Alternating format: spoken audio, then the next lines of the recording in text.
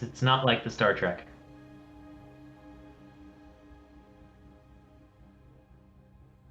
All right, no worries. Test, test. Okay, there we go.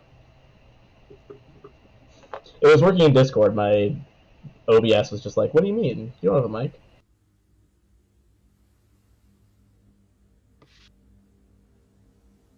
Properties. We want stereo microphone. Test, test, test. Okay, there it is.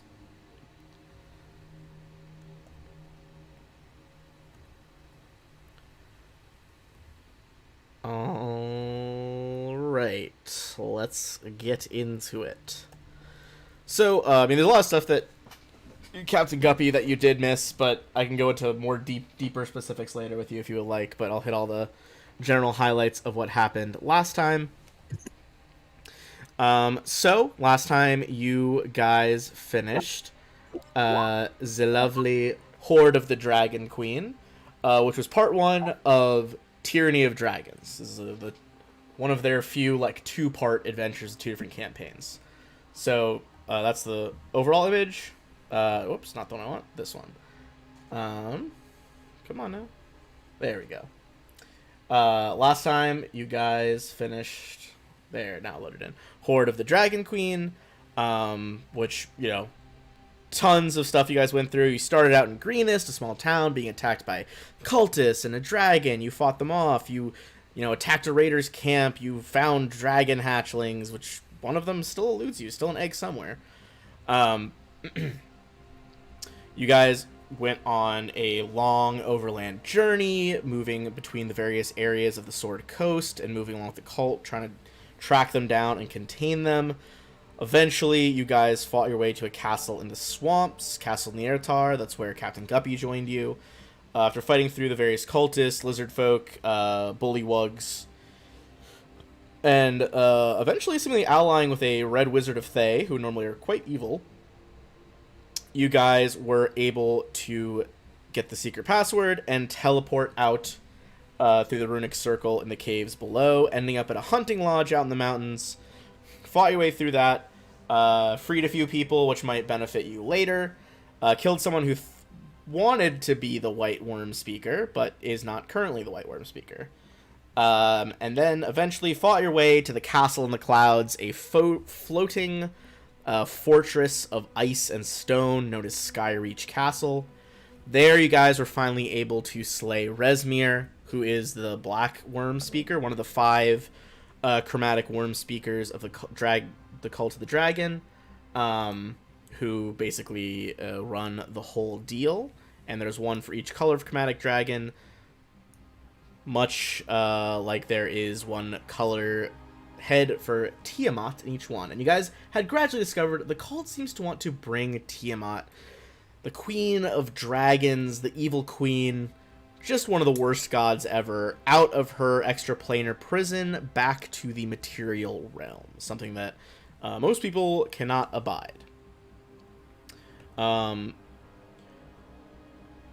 Through all of that, there's lots of little details you learned, and too much to go over everything at once, but if you have questions, let me know.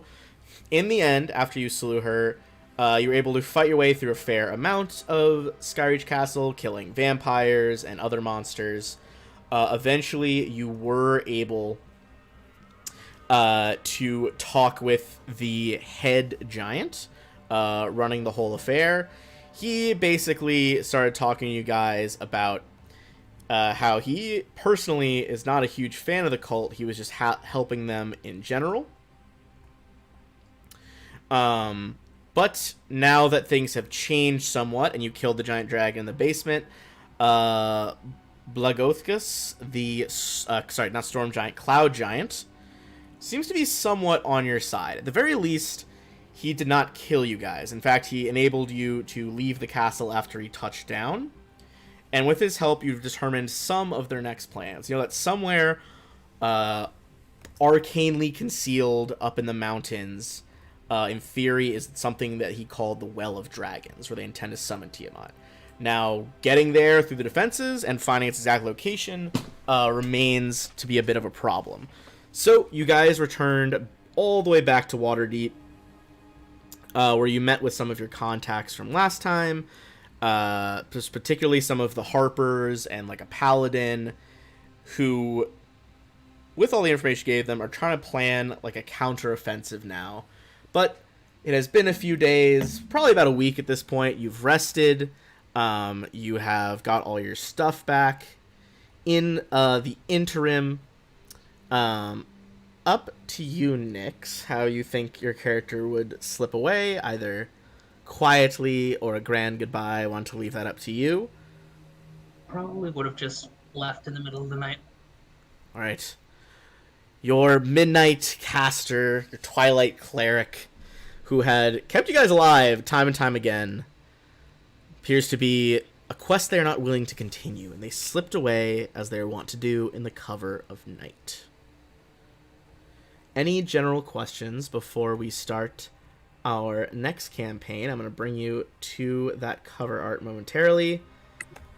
Book 2, The Rise of Tiamat. I have a quick question. Lay it on me. I can sit on my horse during the week week of downtime. I can reset my horse, right? Yeah, you can read some of your horse. Cool. That's all. You are more than welcome to do that. All right, excellent. And you guys are going into this campaign at level 7. I believe the intent, how it's written, I think it carries you guys to at least level 13 or 14, if I recall. Oh my So God. not quite max level play, but certainly getting to the upper tier of levels. All right, beautiful. Let's get it going with the first chapter of this book, Council of Waterdeep. So, you guys have wherever you found to, rest in the city. Maybe you spent some gold for like a temporary apartment. Maybe you just paid at the inn for a little bit in a different part of town. You did get relatively free staying if you went with Leosin Erlithar's inn, where you met your allies. Not overly amazing, but enough that you can have a free place to stay. But wherever you all are at the start of our adventure, each of you sees a raven flying up to you, perching nearby, either on the windowsill you're near, a nearby lamppost, a bench. All of them seek you out. As it blinks at you, it kind of turns its head to angle one eye. It becomes quite clear this is part of an animal messenger spell. Lands about a dozen paces away. As it hops closer, you see a flat parcel in oilskin is strapped to its belly. It eyes you enigmatically for a few moments, and then you hear a familiar voice. Leosin Erlenthar here. I send my heartiest congratulations. Please use the gift this bird brings to meet me as soon as possible at my domicile. You guys unwrap the scroll. Basically, you can see, seems to be a very fancy, it's labeled at the bottom, return teleport scroll.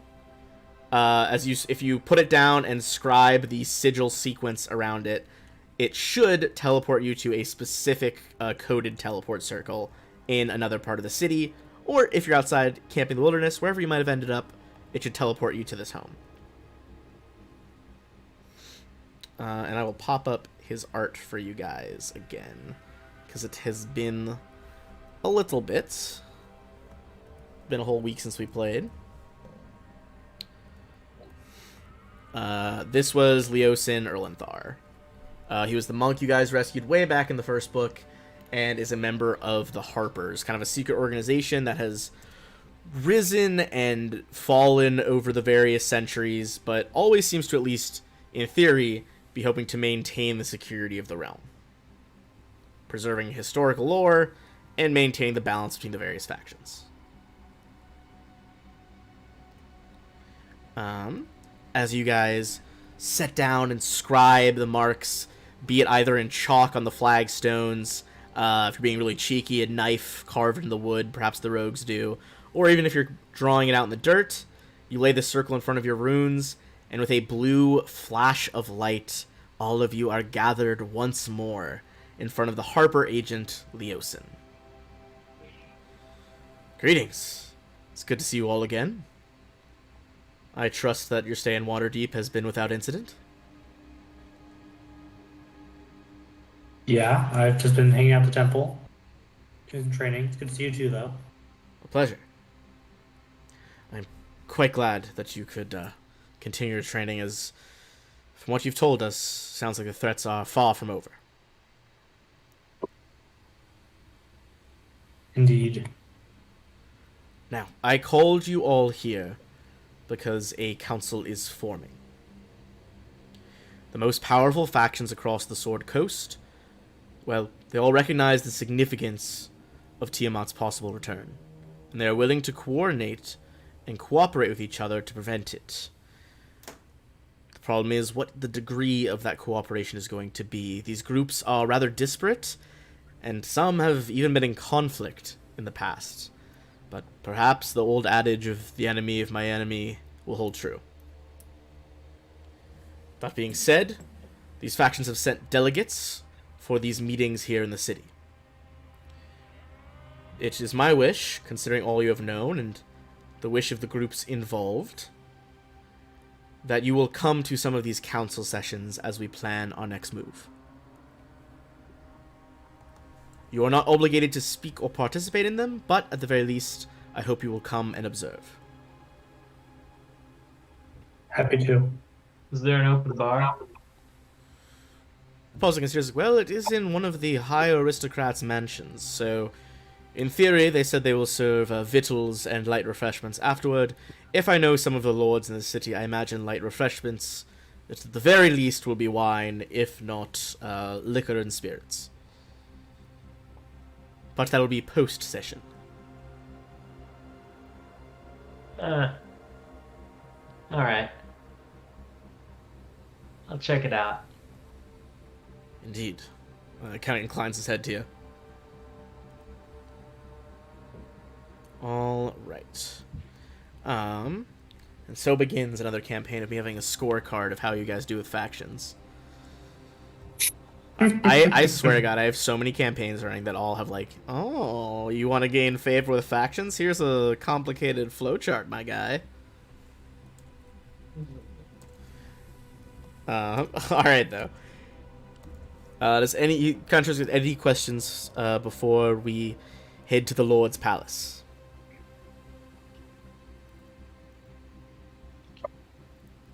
What should we know about these factions going into these meetings? It will become quite clear as you take your seats, but, well, there are various factions here. There's the Emerald Enclave. You guys had met them in passing a while ago. Those were like the nature dudes, back when you did that quest with the Golden Stag. Let me pull up all my list here.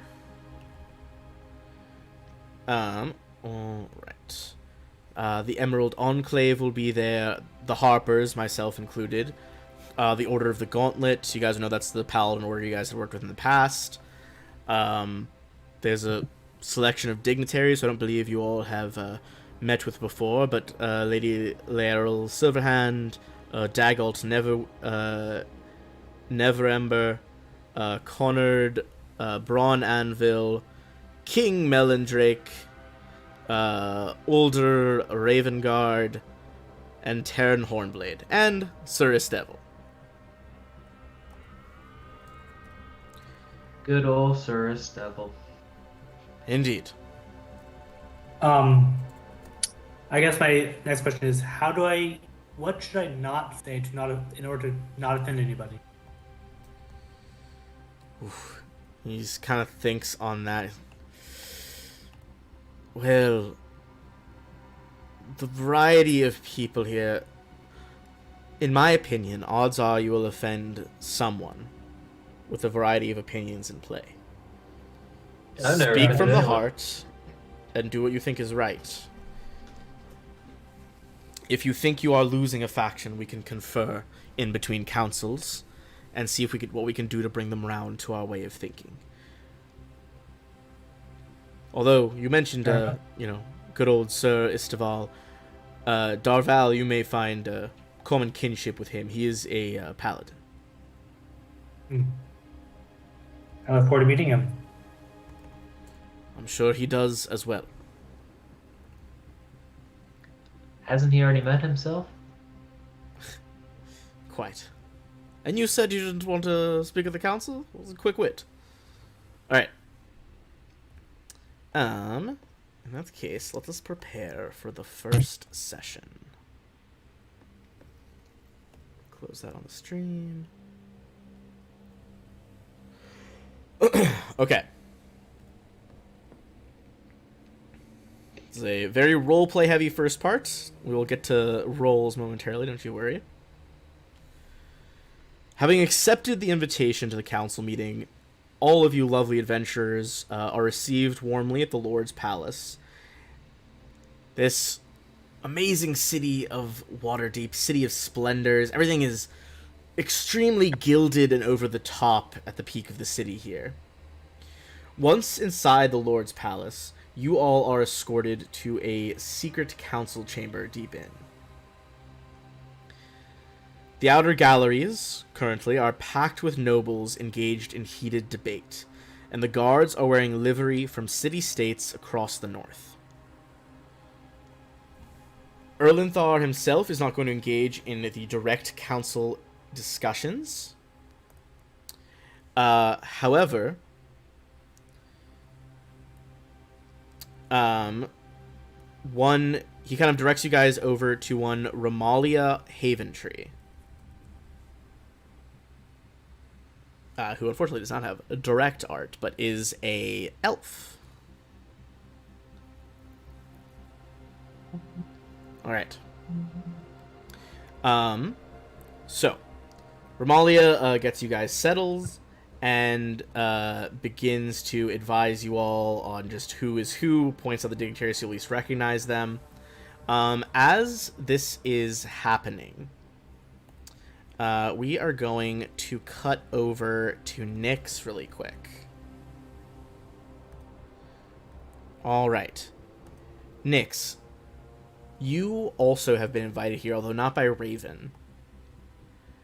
Leosin heads back out and brings you to a nearby chamber a few doors down from the council. And I'm gonna pop up the art hopefully in a second, if it'll let me.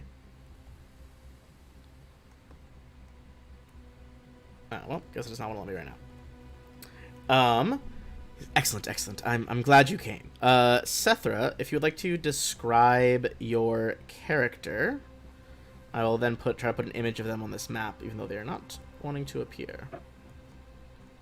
Sure.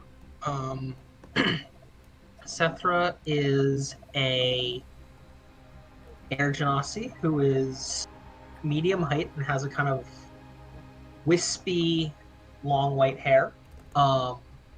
She wears a fairly plain dress with a coat over top and has at all times with her a ornate lantern and a moderately sized blue book. Nice. What is the race? An air genasi. They're like, kind of like, actually I don't know if it's the same as in Pathfinder.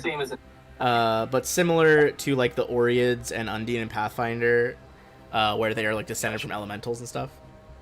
I got you. All right. Look, I realize that this is a bit outside your normal purview, but considering your trade in antiques, there are quite a few artifacts I worry will come into play here. It is my hope that if you could come and attend this council session, I could perhaps introduce you to some of those adventurers over there. We're going to need more qualified personnel if we are to tackle this thing, and I think hiring outside help might be preferable than relying on nobility and the slow-moving wheels of this democratic process we've conjured. That is absolutely understandable. I have plenty of dealings with the nobility myself, and they can be rather difficult at times. and I would welcome the opportunity to get my hands on some artifacts to protect them, of course. Ah, of course, of course. Look, it feels good to speak plainly about the nobles, I will admit. It gets a bit of a pain down there in the council chamber. Well, I understand completely. if that is acceptable, then I will lead you into the council chambers. Of course. You guys see there's a brief pause. You see a new woman is led in. You don't recognize her right away, but you see she's with Leosin. It kind of gives you guys like a smile and a thumbs up, like, hey, this person's chill. But with that, the council begins to kind of try to settle the crowd of minor nobles down so that they can get things underway. All right. So Romalia Haventree kind of steps forward and begins a very broad, far too long-winded speech to bear repeating here, but goes through the facts that the cult is at work in cities across the land. It's been at work in many of your hometowns. She tells you that all of us here are, I understand, nominally committed to stopping the cult of the dragon, and we are here to see what more substantive pledges can be made in this discussion. Now, she turns toward the four of you, apart from Seth at the moment, kind of extending her hand, pointing out the heroes that Leonthar has gathered, heroes who she hopes will lead the forces of the Sword Coast with certainty in the coming darkness. Noting that you adventurers have had a chance to be these heroes already, and that your insight, planning, and capable decision-making has led to them where they are now. If it wasn't for you guys and your fights, you would not be in nearly a positive position to prevent this cult's machinations. So, she touches again on the general status of things in the land. The cult plans to summon Tiamat. They have collected countless amounts of treasure.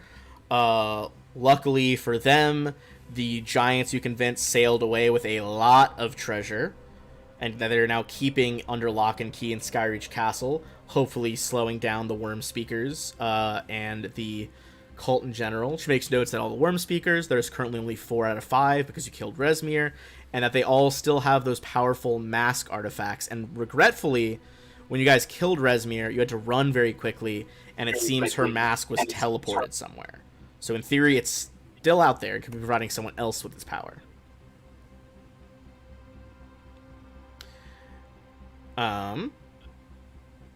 Excellent. So, as we go through,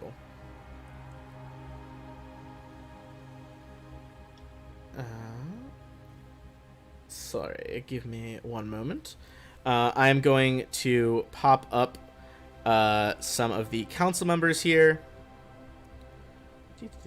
Council of Waterdeep. So of course we had Leosin, Onthar Froome. This man right here is another council member. You know, he is representing the paladins, specifically of the Order of the Gauntlet. Sounds like for him, responsibility, greater good. In his opinion, during these opening discussions, he says the strong must defend the weak, whatever the cost. There is also, the next person to step forward, is Ambassador Conrad Brawnanvil. It's one of the ones you heard about before that you had not known about directly. He appears to be a representative of the Dwarven stakes in all this. Son of Bonnock Brawnanvil and a former king of the Mithril Hall, he has made the long journey here to act as the Lord's Alliance delegate for the Dwarves of the North. Next up, and not all these guys have art, unfortunately. Next up is Delin Winterhound, although I might add some later, considering the council is a big part.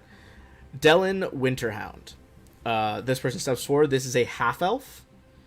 He kind of gives his stance, culminating the main ideal that In all good hearts is a spot of darkness, and in all tragedy is a glimmer of light. He has come to the Council of Waterdeep as the lone representative of the Emerald Enclave, those ones we discussed earlier. Then there's Keep Melandrake. This is this wild-looking elf. Seems to have like a lot of like druidic totems strewn about him. He seems to be taking a bit more of a neutral stance here. And one of his statements, even though he says, of course, the elves oppose the rising of Tiamat, he also says that the elves were once the greatest civilization to grace Faerun, and his people are heir to that history. He will not squander their waning strength in a hopeless struggle. What did you say his name was again? That was King Melandrak.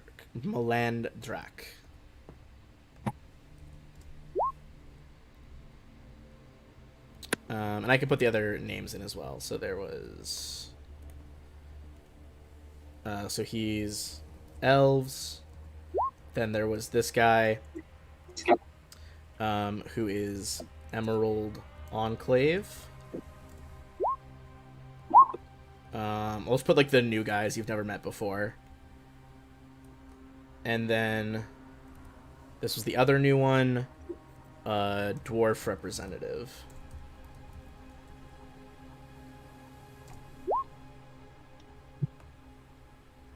All right, moving on from the king, is the one that Leosin told you about, Lady Laeral Silverhand. She steps forward. You see, judging from the book on her waist, a pretty potent wizard, judging by the size of her grimoire. She is really just kind of introducing herself and taking a step back. She seems to be rather quiet in this opening session. All right. Who she represents? Who's she representing? Oh, Lady Silverhand? Yeah. She declines to say. However, she says that her and her sisters are deeply concerned about the current state of affairs. If anyone wants to make either I'm going to say a history or an arcana check here, as this is the first person who's not directly said what their allegiance is or where they're from.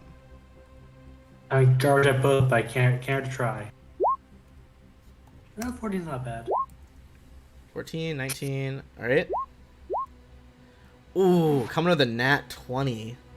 Bumping it up a little bit more from that 19. With that nat 20 and getting a 19, Waka, you have heard of this person.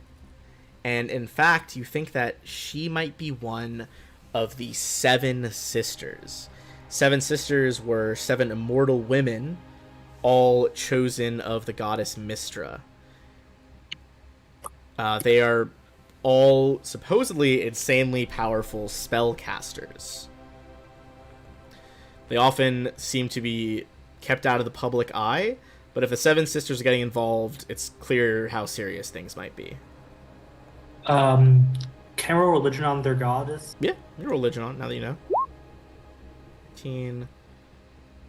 Mystra is one of the like big goddesses of the Faerunian pantheon, and is like the second incarnation of the goddess of magic, after the predecessor had sacrificed herself.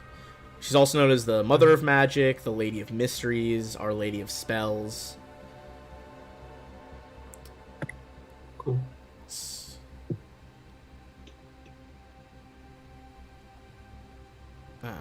I'd say that's all you know with that roll for now. Okay. Moving on from the immortal wizard sister. Lost my path there for a second. Alright. Next up is Lord Dagult Neverember. Lord Neverember holds many titles and wears several crowns. Currently, he is the Open Lord of Waterdeep, the Lord Protector of Neverwinter, and ostensibly the leader of the Lord's Alliance.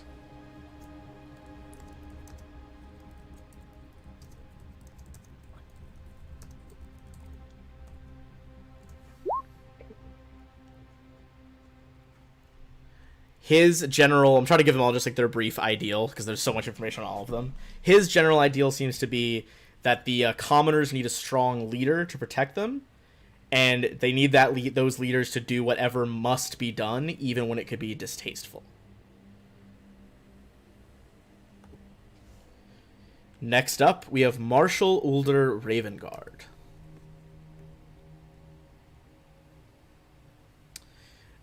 He is the leader of the Flaming Fist. That is like the military might of the city of Baldur's Gate. He is a human fighter, it would seem to you. Big old sword strapped to his belt. His general ideal going into this first discussion is that I am trusted with protecting thousands of lives, and I will not betray that trust no matter what my personal desires might be. Onthar, you guys already heard about him, defending the weak. Classic paladin. Gotta gradually close these tabs as I go through them because there's so many people. Alright, next is another one of the ones you guys hadn't heard of before, Ramalia Haventree. Appears to be a moon elf as she gracefully steps to the lead, I guess pulpit is more religious, the lead lectern, I'll say. She is a member of Elven nobility, and more importantly, you see that Leosin has ceded the floor to her. She appears to be the Harper's leading delegate.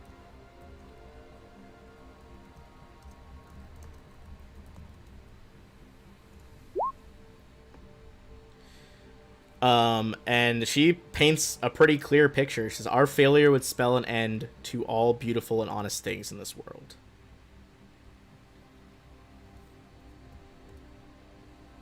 After the lovely... Not wrong. I mean, she's definitely not wrong. After the lovely Ramalia, we have Rion Nightshade. She steps forward, and you see a tiefling take the stand. Seems to be a bit of kind of murmurs as she steps forward. If anyone wants to make a history check... or an insight check. They will yield different information.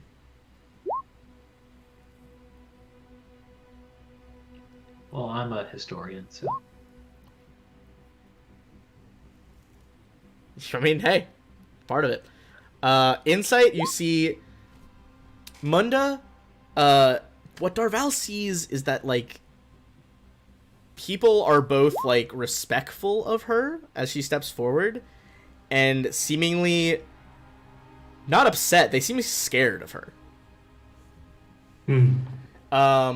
Waka, again, with the fucking nat 20s for history. She gives very little info away. Basically just introduces herself as Rion Nightshade, and that she will pledge what she can. She suspects you would know that she is a member of the Sahantarum and the Black Network. You guys heard about the Black Network before. If you remember, during the long caravan ride, there was a Black Network agent, that gnome, who was a killer that you guys helped escape. Basically, she is like head assassin and mercenary lady.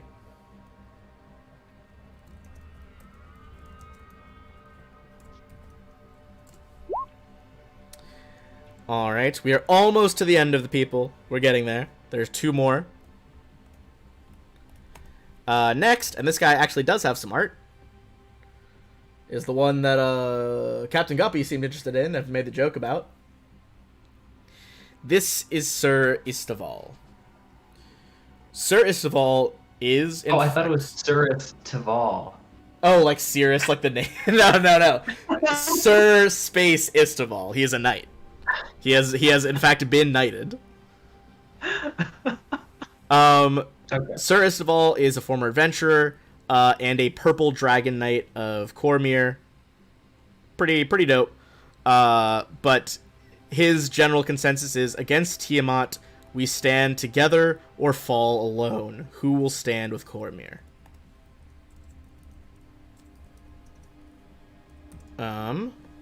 And after him, we are on to our last frickin' council member. Tairn Thunderspells Hornblade, as he is loved to be called. Very evidently a wizard. Also has a book. You see he's wearing, like, just the most fucking stereotypical, like, long wizard robes. Has, like, a long beard. Basically everything, like, only, like, going just shy, doesn't have a pointy hat. Basically the only difference to him and joking wizards. Book, though, real thick.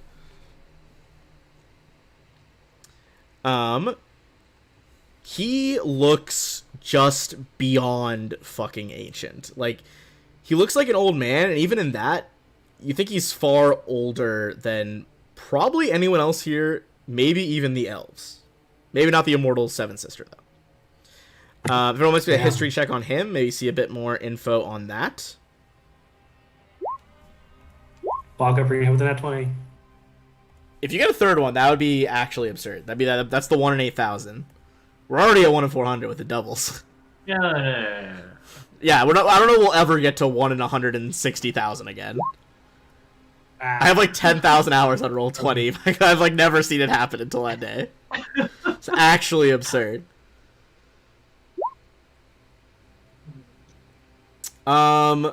Sethra, you don't know a huge amount about him. You know that he is a rather powerful wizard, and that he has led Silvery Moon, which is a different city, decent distance from here, for so long. And in fact, he's been an old man multiple times. He's extended his life by consuming multiple potions of longevity over the years. His general philosophy is that kind of like logic, greater good, calculated risks are necessary to win this war, and no one is likely to emerge unscathed, no matter what we do.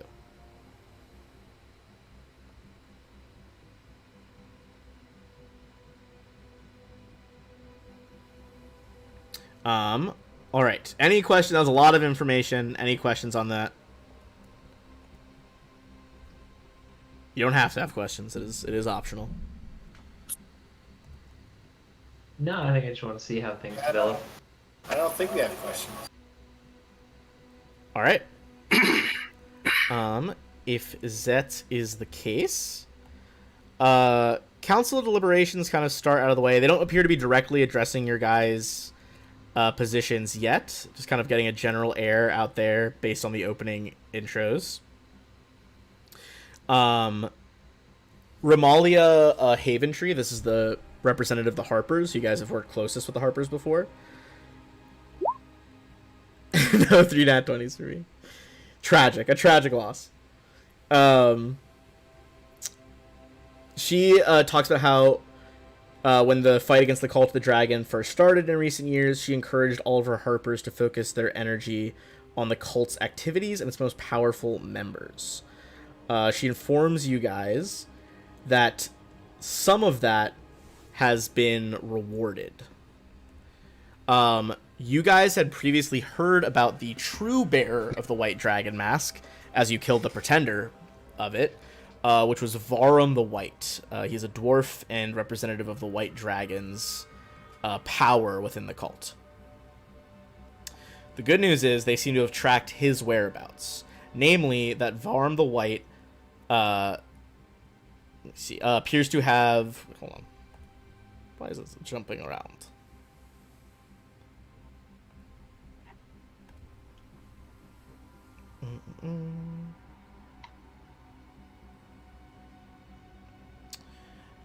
That he has been tracking Varum for White.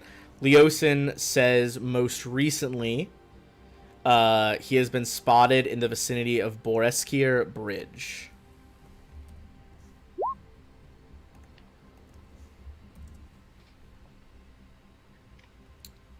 which you guys would know is it is literally a bridge. It's a small settlement. You guys passed it during your caravan. It was in those areas, the troll wastes, after you passed Baldur's Gate. There's a small town there as well. So currently a bit southeast of you, along the tradeway, which is the way that you guys came up.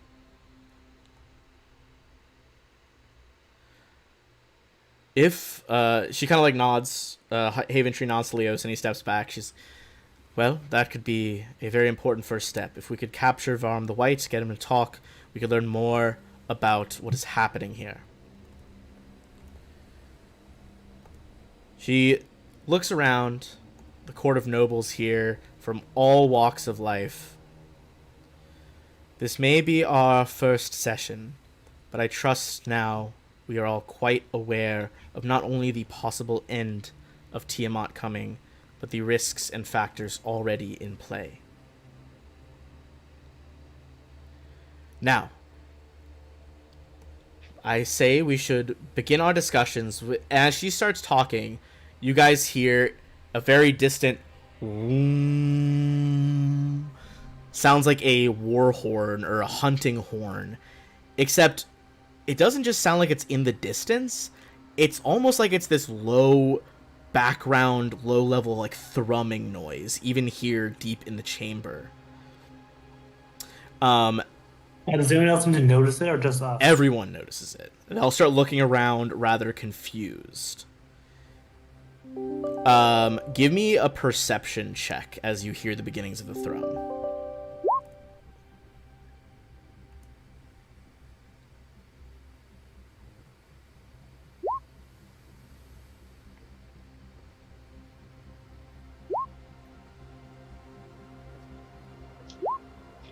Nailed it. Oh, that was the thrum. All right. So Guppy, Willa, and Sethra, you begin to pick out more details of this uneasy moment. A sudden shift in the one high window. It seems like the breeze has almost stilled. The feeling in the chamber, not only do you hear the thrum, it feels almost as if the air pressure has dropped within this room. Like there is a storm coming or some other natural disaster. The floor tremors slightly, as if the type caused by perhaps landslides or earthquakes. The whole chamber is kind of muttering, looking around, and you guys realize something. The city outside has gone very silent. It would seem not only this room, but most people in the city have noticed it. Perhaps most disturbingly, the city also, besides its humanoid residents, there's horses, pigs, cows, animals we get for meat.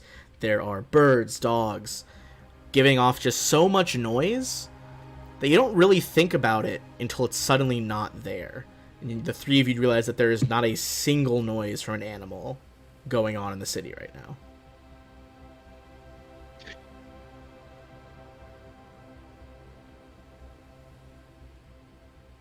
That's odd.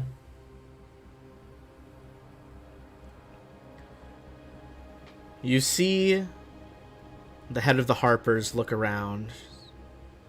Well, it seemed we were already at close to a natural stopping point. Perhaps we should pause and reconvene in the second session. The council begins to quietly move out. There's a lot of like various aides going up to their lords and masters and like whispering their ears. People trying to like rush around, get information on where the hell that was. Leosin waves you over, Sethra, to come meet the other four. And almost before he can introduce anybody, you guys are approached by, seems like a Watered Havian, that's someone from Waterdeep, a noble steps forward. And I'm going to say, in a second, you're going to make a history check, Sethra, because this might be relevant to you, or an arcana check. But before Leosin can introduce Sethra, he turns like, Dala Silmerhelv. A pleasure to see you here, my lady. Can we help you? Sethra, you begin to ponder. On a 17, you start thinking, like, that noise reminds me of something. Something I've read about an antique or a relic is some sort of artifact. As this woman steps forward, kind of clears her throat. You four, and it looks like Leosin has recruited someone else. You four have been the most involved in this whole disastrous series of events. I thought I'd come to you directly. The disturbance that was just sensed here, and I can only assume across the entire Sword Coast, is the Drakhorn. On 17, Sethra, you know that is an immensely powerful artifact. One that is designed to be heard by dragons. Oh, that's not good. It is a rare enough item that it is not even like, rare or uncommon or anything. It is a unique magic item. Indeed, the Drakhorn, if my family's research is right, then this device is... Well, it alerts dragons across all of Faerun that great events are unfolding. It's impossible to say what the exact sounds mean, but the dragons hear it clearly and will eventually answer its call. Everyone give me an insight check on that.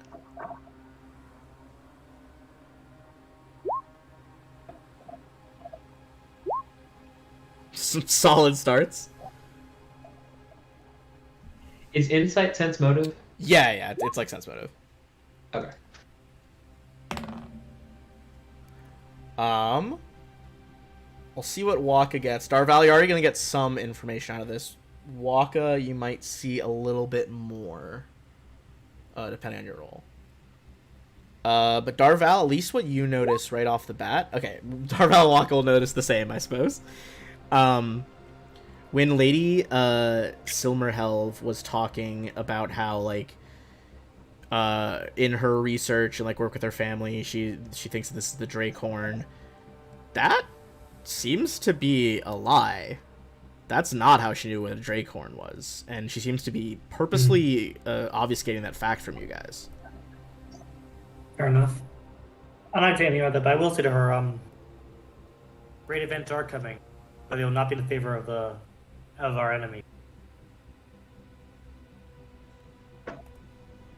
She nods, is like, good, very well. The Drakhorn is very, very rare.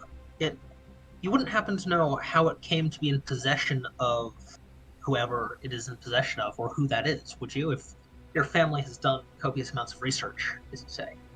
I'm quite sure that I don't know who might have it, or who it might be in possession of, and I don't think I can find that information out with any sort of ease.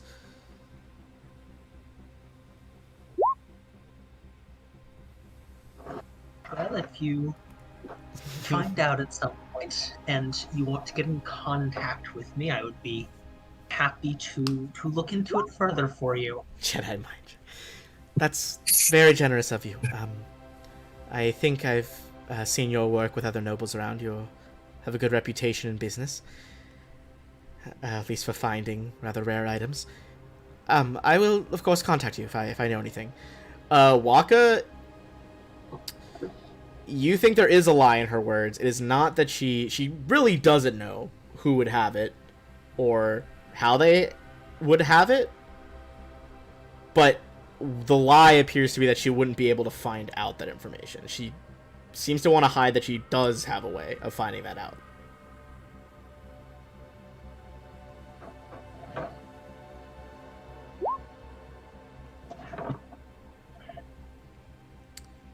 All right. Before she leaves, Yes.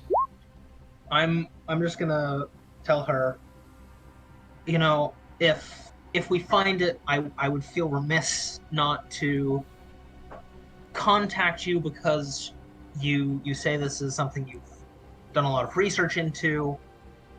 If you'd write down your name here in my book, I can get him to contact you if I ever come across this.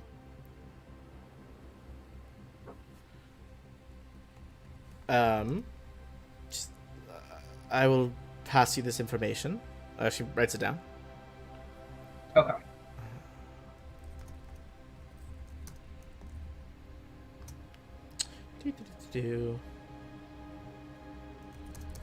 Okay. So. Don't forget your mother's maiden name. She's like, do I need that? Yeah. I will keep that in mind. All right. She doesn't seem to want to write that down, but she walks away. All right. So. Leosin kind of turns to you guys and he's like, so I'm not quite sure when immediately the next council session will be, but perhaps we should begin searching for the White Masked Dragon? I'm not quite sure. I mean, we have no other lead, do we? So, probably. Well, hang on now. I'd like to get a drink with Cirrus. She's like, we can get a drink. I suppose we could also, if you have time, try to do some information, some more research on this Drakhorn. Another possible lead. It is a very old and it's not the kind of thing most people would simply encounter. So research is probably doable on it. Very well. Well, with the pace that these nobles move, I imagine it'll be at least a little bit of time before the second session. I think we should at least have time to perhaps at least learn some more of the horn and hopefully, well, we know at least a place to start looking for Varum the White. If we could get information out of him or even drag him back here in chains, perhaps that would commit some of those who are still dragging their feet to donate more resources. The elves, for example, who seem to think that this won't affect them. I don't know. Ridiculous that they want their... I mean, if they fail, it will affect them. They'll have no kingdom left to recreate. Exactly. I agree. But we need more to convince them. Otherwise, he's going to stand with his whole rhetoric of, well, our strength is so diminished, blah, blah, blah. Perhaps you're going about it the wrong way. In my experience, nobles tend to change their tune when they believe they are getting something out of the deal. And perhaps if the fear of Tiamat is not enough, perhaps you need to offer some reward to the, well, phrase it as magnanimous elves taking care of those of us who are less qualified to deal with such ancient threats. He kind of bows and he's like, my dear lady, that is, perhaps you should be in the line of politics rather than your current profession. I prefer what I do for a living. What do you do for a living?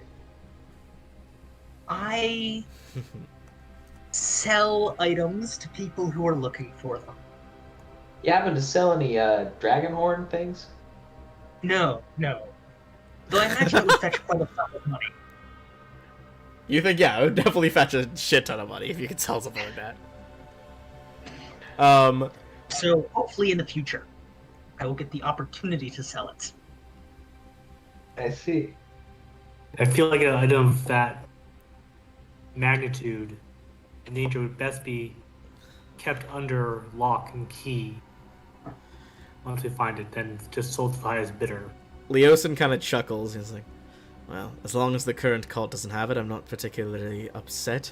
This brings us to our next point of affairs. All of you, meet your, I hope, new adventuring partner. Ever since you lost our esteemed cleric, I was worried you would not have enough to stand up to the cult. This is Sethra, as she says, a purveyor and seller of fine antiques and artifacts. Sethra, anything else I'm missing about you, or do you wish to remain at least somewhat mysterious to these folks? I have limited spell casting abilities. Hmm. He kind of like, Well, let's see, who's he near? He kind of like nudges Darval in the ribs. He's like, always good to have another caster on board. indeed. I myself have limited spellcasting abilities. You see Leosin's like, yes, I've seen you doing some stuff since we all came back to the city. You've got a lot going on. I don't really get it, but there's certainly magic at play. This is why I'm a monk. He kind of like dusts off his like monk weapons. But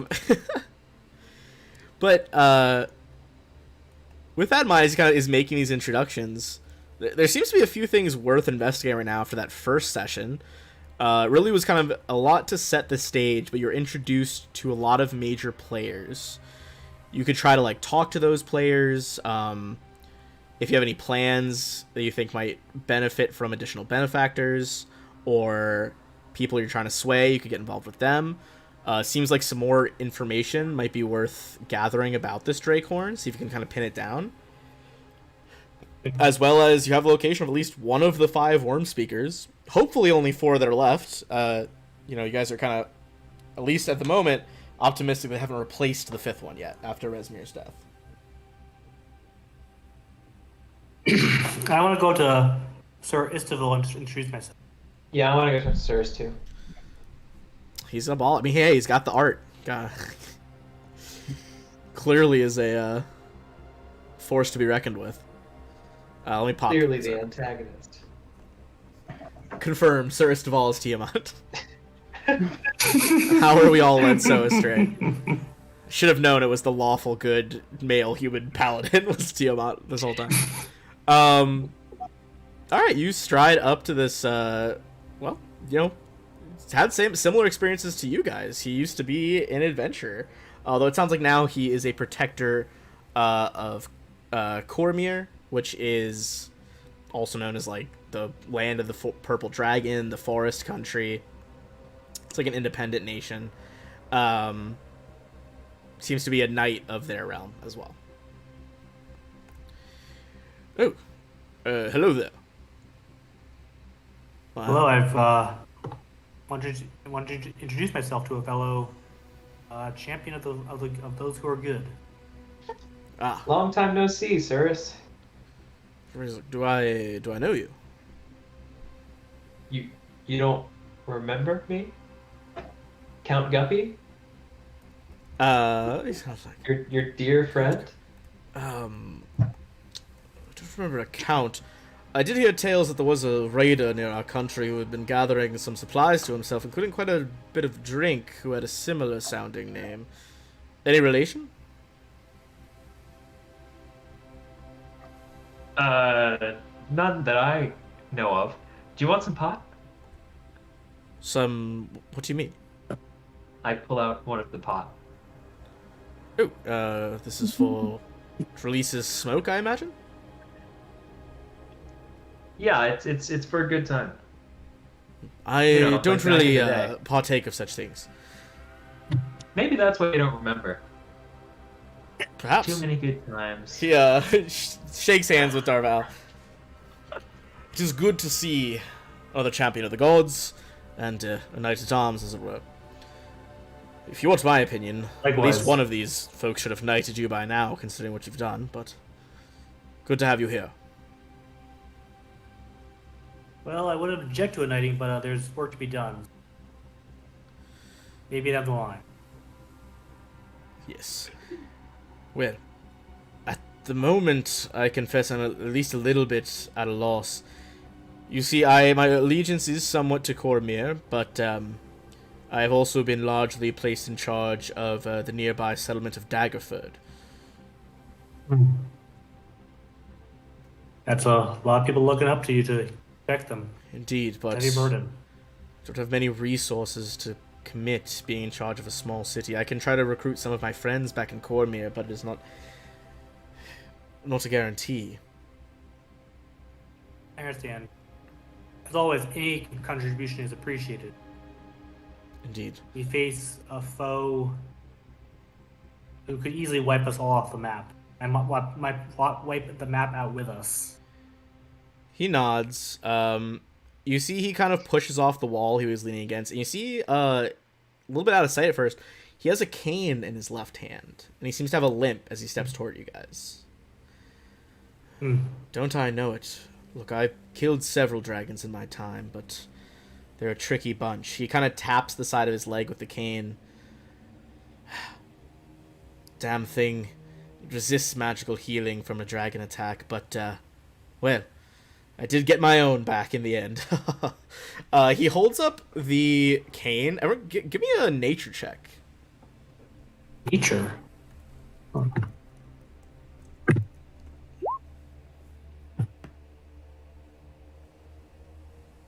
What's noted? Just what Wako was saying. Okay. Willa and Guppy, you realize his cane, you thought it was like very like rich person ivory with like some accents. It's just straight up the bone of a dragon that he carved into a cane. Yeah, that's I badass. mean, that's pretty rich person ivory if I've ever heard of it. I guess, yeah. Although you don't usually have to completely separate the meat and take the leg bone out for ivory. Alright. Well, I will, of course, donate what I can. No need to fear that I will hold back. But with what little I can do, well, I suppose at the very least, if you have any questions on draconic lore, I am at least versed in that subject. Well, that's good to know.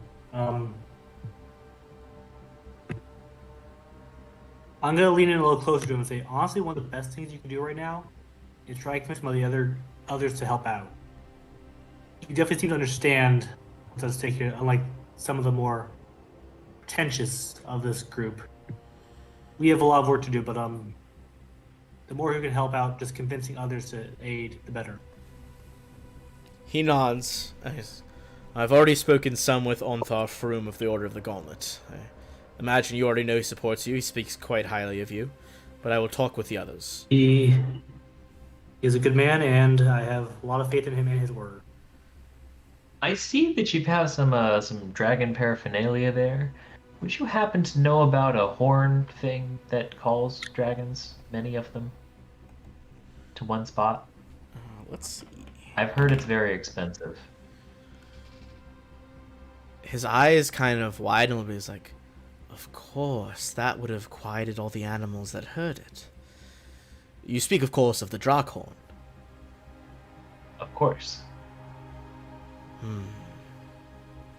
I don't know much about it. I know that it signals other dragons, calls to its own kind. If you were to believe the legends, it was a gift from Tiamat during the war between dragons and giants. Classic. Rumor is it was the horn of her ancient red dragon consort, Ephelamon. She gave it to dragonkind to aid in their war against the giants. One thing I can tell you is, at least, I don't know the enchantments behind it, but in terms of its physical functioning, this is not an easily obscured object. It's not going to be under someone's cloak. From what I understand, it takes at least two men to move it into position, and a third humanoid of some description to actually sound it. What about like a giant? He pauses and considers.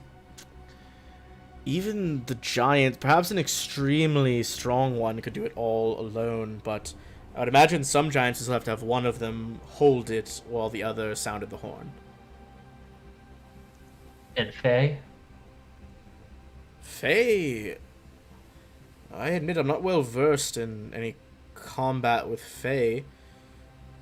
I understand that, much like yourself, are they not usually on the smaller side of things? Yep, we're strong as fuck. He kind of looks at like your arms and weaponry, and he's like, "Well, perhaps all the rumors are not true." Well, I shall bid you all adieu. He steps away. Adieu. And that is like the term for goodbye. It's not like a name like Adieu or Cirrus or anything. just to clarify after Cirrus Deval fiasco. Yeah, it's Guppy. It's not adieu. He's like, he's actually just nodding behind you to like Baron A. Dew. He's like, Mr. Dew, good pleasure to see you. excellent having you here. What about, is anyone else thinking, have anyone specific they're looking for? Waka, Willa, Sethra even, do you guys have particular desire to seek out any of the others? I would like to talk to Lady Silverhand, if possible. Lady Silverhand? Yeah, you can talk to Lady Silverhand.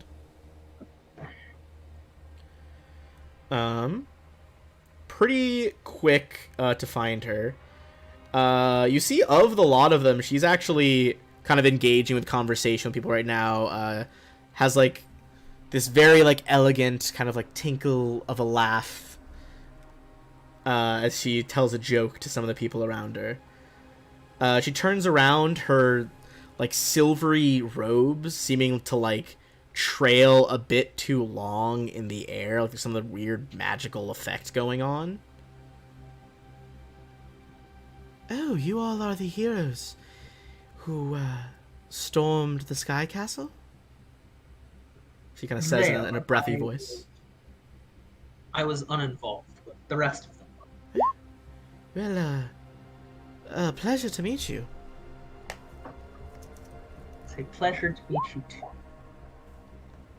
We have recently realized that we need to do a bit of research on certain artifacts, and in my experience doing research on ancient items and the like, it is best to seek out those who are most knowledgeable and have been around the longest to try and find their advice on perhaps collections where there would be information stored, and I figured you seemed the most well versed in the arcane that you might be able to point us in the direction of a collection, or if you have your own where you do your own study that we might be able to peruse. It would be greatly appreciated. You wish to peruse some of the lore that I have accumulated over the years? Yes. Regretfully, much of it is not in the city at the time, although I did transport a little bit of research. Just a couple 100 tomes. Understandable. Would anything in what you have transported be related to the Draco, which is what we believe we just heard? Interesting. I don't think so.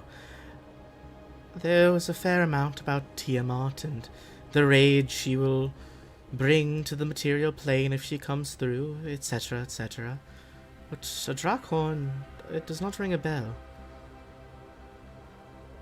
Well, thank you for your time, regardless. It was an honor to meet you. Please, the honor was all mine. Kind of bows her head towards you.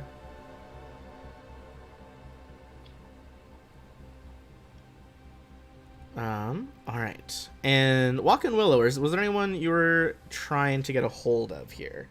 And then Guppy as well, if you have anyone specific. I know you already said Cirrus Deval. Ball is. No, we have no real preference. Right. If that's the case, what's the next move here? Are you guys hoping to like go? It sounds like she has some tomes with Lady Silverhand. You could try to go read. You could make investigations around the city to try to learn more about the horn itself. You could try to make inquiries about Varm the White.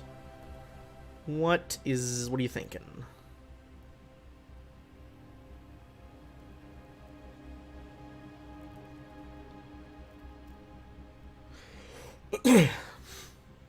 What is our plan? You could always ask Leosin for some advice as well, but he did propose some of the other plans. Good boy, pal. It's fair. We told him we thought that we think it's a dragon, right? He was there when the noblewoman came up and told you guys about it. Oh, okay, cool, awesome, cool. Well, I guess we could ask him which he thinks is a better next move, the White Dragon Speaker or the learning more about the Draghorn. He has input on that.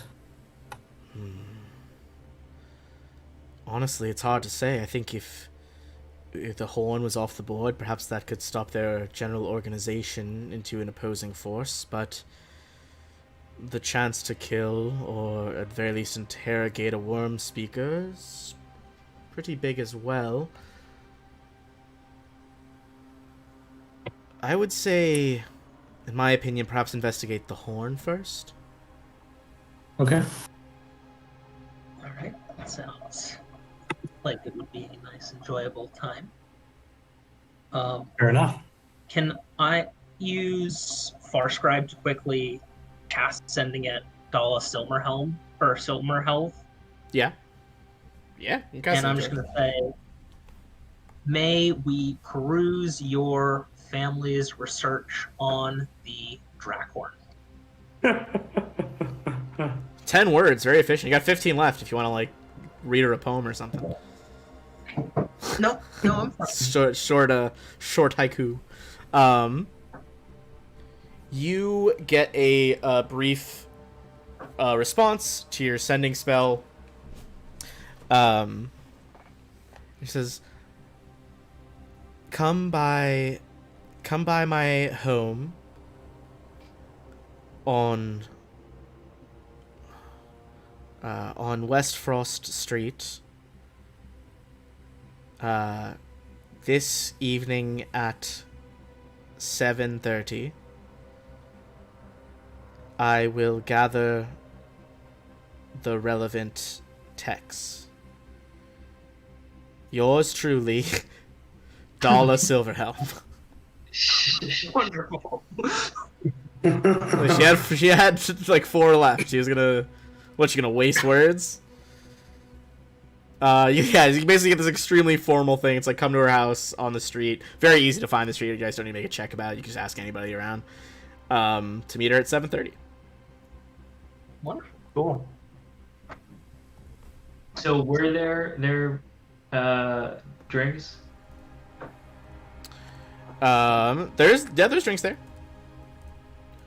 I would say give me a D100 to see what the lord of the house was willing to shell out.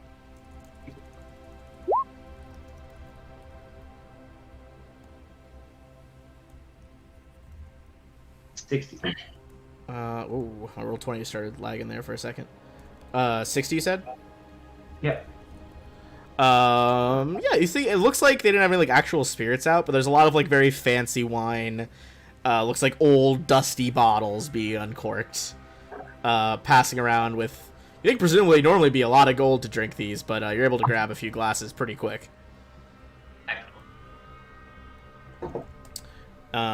Any other things you guys are searching for in the city that you need to like buy or prep before you go meet her at night here? I'm gonna change our track right now as well.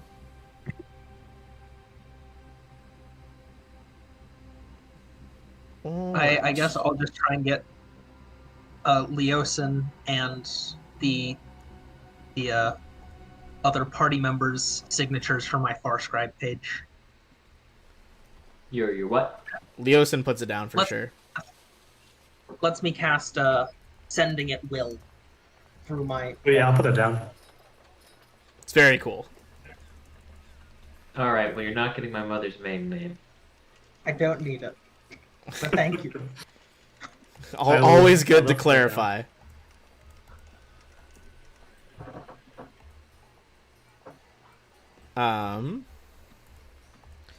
All right.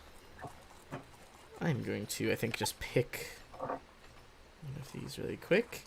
All right, so you get their pages in your book. You head down to the street in question. It seems like, this is a relatively nice, like a smaller mansion. There are most certainly far nicer mansions in play, but clearly her noble family, if not amazingly well-to-do, still decently well-to-do. And where's the one that I want? New.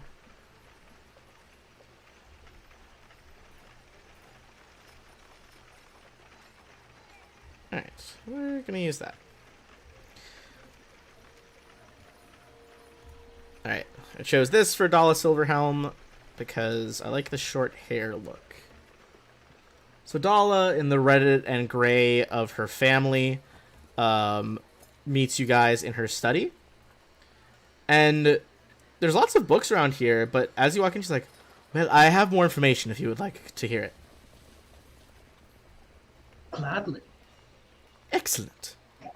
Nah. You see, the Sea of Moving Ice was the last known location of the Drakhorn. No one can pinpoint its present location from the sounds, or even verify with certainty that the relic is still in the Northern Sea. But the search must start there. The one person who could tell us more is a tiefling sorcerer called Macath the Crimson. And I'll put that name in the chat. No one alive knows more about the Drakhorn than her, but the Arcane Brotherhood, of which she is also a member. Haven't seen her for some 3 years. She was investigating the Sea of Moving Ice when she disappeared.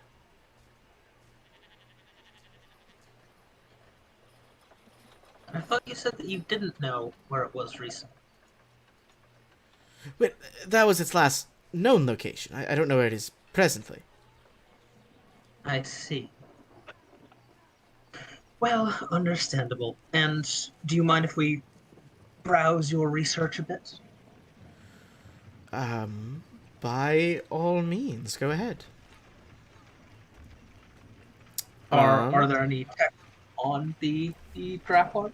I'd say it's less of an issue. Like, there's no one book on the Drakhorn. I would say, give me an Arcana check with advantage because you're using like her library of lore. Okay. You're not going to learn everything because there's some secret stuff, but that will get you some more details on the horn itself. Give me 1 second.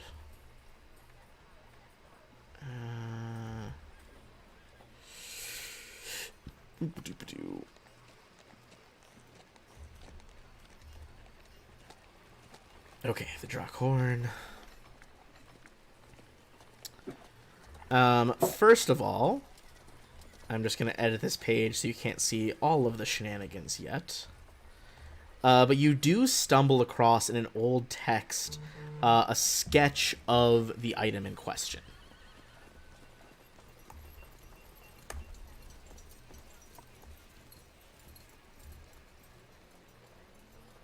Yes, looks very expensive. You can see it looks like a twisted horn. If the stories be believed, this would seem to generally confirm it. That looks like a horn that would indeed be from an ancient red dragon. And that does give you guys some sense of scale. Ancient dragons are like gargantuan. They're massive. So you learned, so you can kind of confirm that it was from this like red dragon consort. The device appears to be large enough you need multiple people to hold it. You would also know that the theoretical range is that all dragons within 2,000 miles would notice it. Final bit of information on it. You think that it, in and of itself, isn't like a magical language of a signal, but the way that it's blown, and like the amount, like multiple times, in the past, dragons had used like coded blasts to signal specific messages. What those codes might be now, no one seems to really be sure. Okay. So basically Morse code, but for dragons. That's what it would seem like, yeah. Although you would probably assume that like such a wide cast net of signaling, like it's probably not hugely in depth. There's probably like a few like probably set signals. Okay. Like it's not like a full like telegram where you can like tap out Morse code really quickly. Just the pace of this magic item, be like, maybe there's a signal for like awake, assemble, etc., etc. Sure. All right. With that information in mind, it seems like you have a starting point looking for this Makoth the Crimson by the Sea of Moving Ice. And we're actually exactly at halfway through with that discovery. So let's take our quick break here and come back in about 5 minutes or so.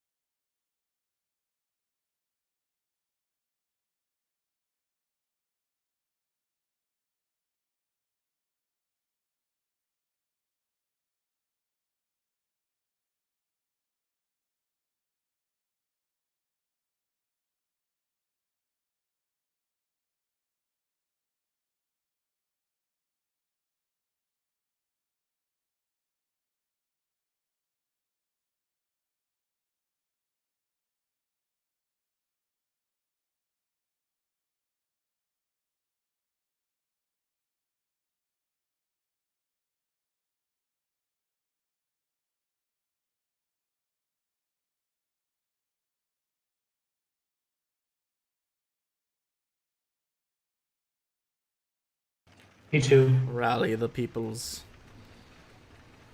I'm here. Consider me rallied. Waka, Willa, you guys good?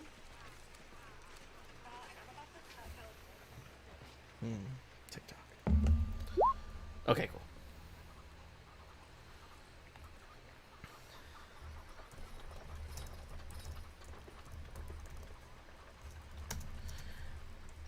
All right. With that in mind, you guys have this information here. Roll 20, freezing up on me for a second there. Okay, cool. Said I lost connection, but now it is back.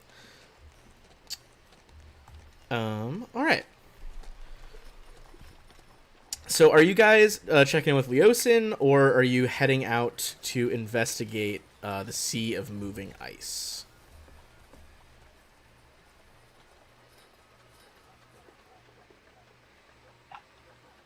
I'm down for some moving ice. Moving Yeah. Ice. Yeah, I like the idea. All right. Sounds good to me. In that I'll case, probably sending Leos and just saying, going to the Sea of Moving Ice to track down the dragon. all right.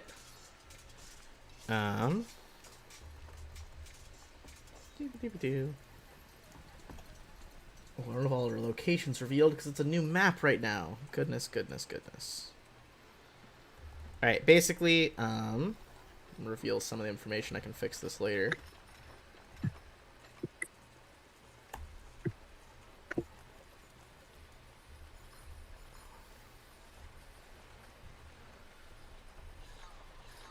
Some details. I'll fill in more later, but for instance, there's Daggerford, the southeast. That's the area where the Sir is from. The ice flows in question. Basically, you're gonna have to head out from shore and go up the north along the Sword Coast. And for this purpose, as you send him a message, you guys do receive a quick sending back from Leosin. It's like, sounds good. Head to the docks. All arrange passage and cold weather gear. Seek out the Frost Skimmer, captained by Larusta Halfface.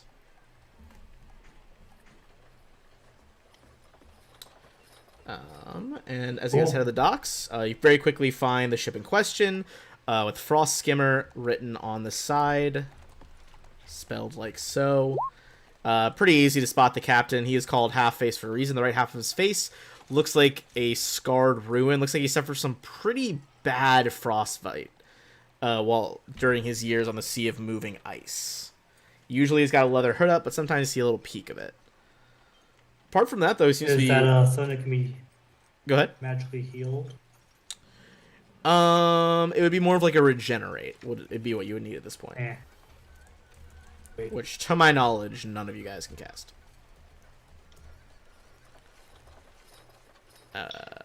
Yeah, I doubt anyone can. Yeah, I can't. Me neither. So, Frost Skimmer is a light, long ship, similar to kind of like a Viking style. Very shallow draft, single sail, sometimes oars if necessary. The ship is about 60 feet long, but the combination of wind and oar power is definitely needed to pick through the close packed ice the farther you go north among these different flows and icebergs. The ship is open to the air, but thanks to the clothing and gear provided by Leosin, the cold should not bother you guys. All right. Considering you're on a ship full of experts in this area, do you have any questions for them or anything? What exactly is the Sea of Ice? Kind of a stupid question. Captain Larusta kind of chuckles at the pair of you. He's just like, It would seem simple, wouldn't it? But look, the Sea of Moving Ice is treacherous in ways that most people don't see coming. It's not just the shifting patterns which make traversing it difficult. It's not just the cold weather and the biting winds. It is what can hide in the midst of all of that. Sure, there are some nomads like the Ice Hunters, but for the most part, you have to be wary of not only creatures on land, but also by sea. And even those, well, they're not the worst thing. Kind of What looks is the worst thing? looks around nervously. He's like, well, there's always rumors, and I swear I've seen it on the horizon before, but I think there's some sort of white dragon that's prowling the ice floes. I just realized that I'm muted for the past 5 minutes while I've been making snide comments. Hey, that's fine. If the village is to be believed, its name, well, they call it Oya for short, but it's Oya Vigaton.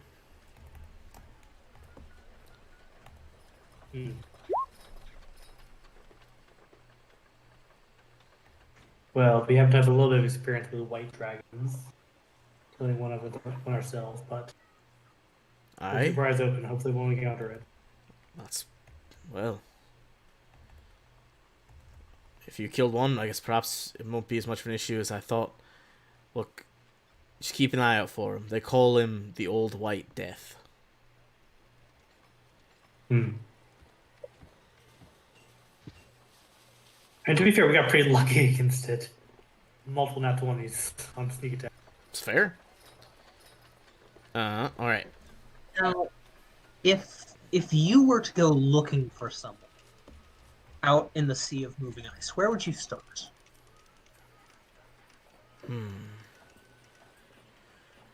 Well, I suppose if I had to look around,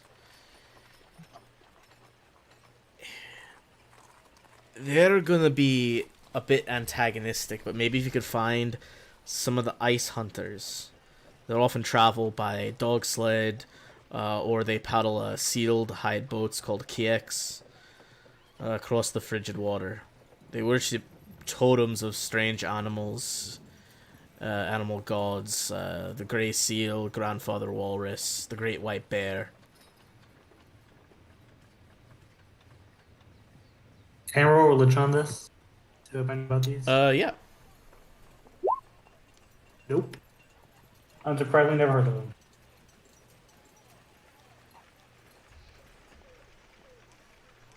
Fair enough. You, yeah, not gonna hold them on an 8.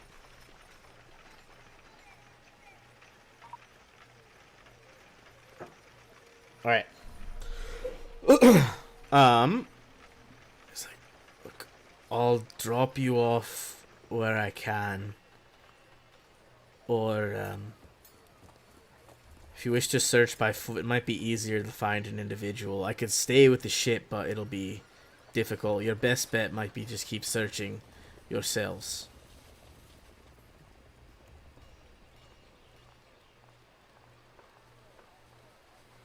And how can we get in touch with you when it's time to head back? He hands I'm you. starting to think you have one spell. He's just like, well, I guess yeah, you could. You can show him the sending book, which he would gladly sign. He's also like, if there is an emergency and for some reason you can't make your magic work, take this, start a fire. Once the fire gets going, you want to have a good head of steam. Toss this inside. It's kind of like an oil skin bag. It's been stitched shut on both ends. There is a various combination of powdered metals in there. You toss it in, should make a signal bright enough and colorful enough for us to find. Last resort, though, because we're not sure who else will see that. We're not sure if we want dragons to see it, so we'll try it either as the last resort. Nods and passes it to you guys.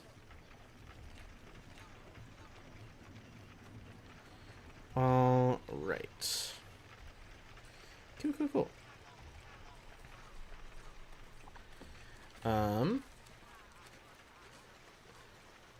With the lady instructing you here, everyone give me a perception check in general as you start to reach the ice flows.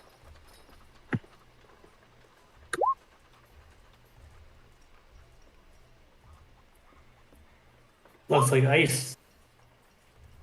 A lot of ice, yeah. Solid. I've seen more.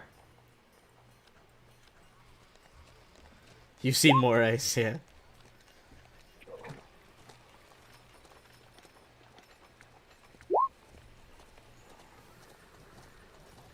See, what did I say about the ice fields not being so complicated?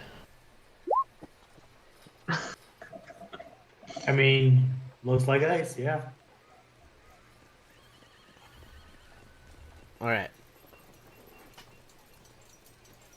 So,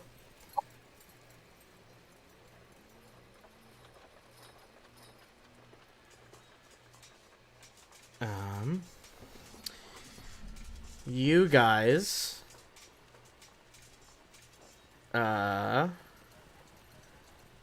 would know, and I'm gonna say during the research, you have told you a bit more while you were still at Silverhelm's house.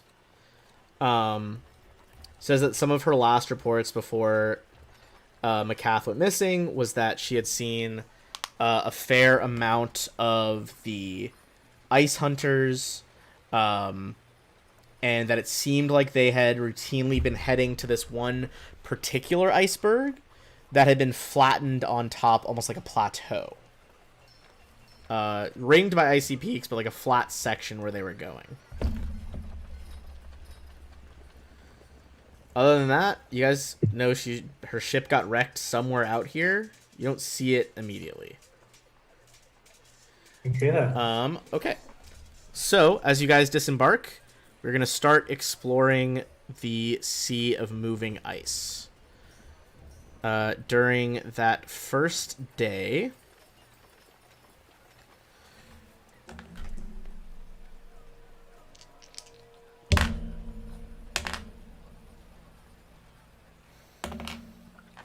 all right.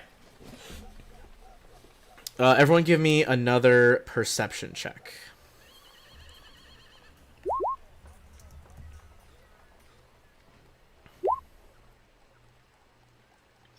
Y'all ever seen so much ice? Honestly, no.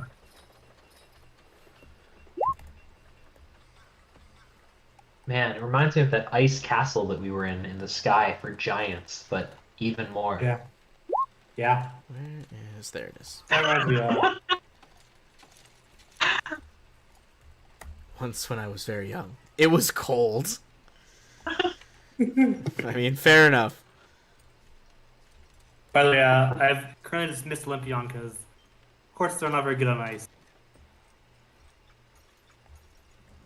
All right. We've dismissed Olympion. Let me drop you guys onto the ice flow map. So there isn't actually a map for it, but I thought that was kind of dumb. If we're going to do some combat, might as well have it. What? Yeah. Oh, yeah. You guys should be worried, for sure. I've never fought ice before. Nice. Let me change this to a daytime because that is what it be. Basically got to about afternoon before you guys got to this point. You drop Darval in there. There's a lot of ice. And Sethra, I need to attribute some of your stuff here.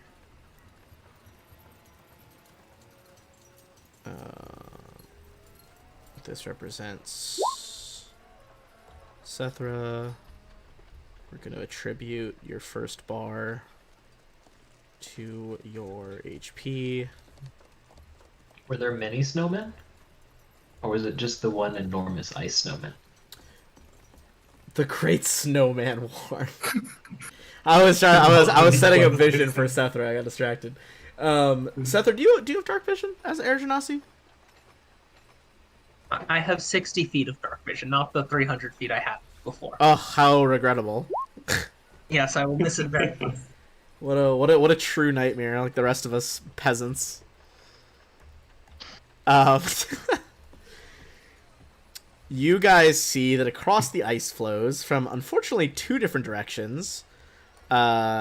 You guys did spot them, so no surprise around. We'll roll straight initiative. You guys are being stalked from 2 different sides by polar bears, seemingly quite intent on a meal. Quickly, guys, I forgot. When we get together, if you're start within 5 feet of me, you have an extra 10 feet of movement. Oh. Can you control that, Seth, or can you move your token? Yeah, I can. Okay, cool. Perfect. All right, go ahead and click your stuff and roll for initiative. I am going to play some different music because we're not in the medieval town anymore. Out here on the cold ice floes. All right, let's see what polar bears can do. Ooh, 7. Not strong. All right. Per the usual, Willa striking out first.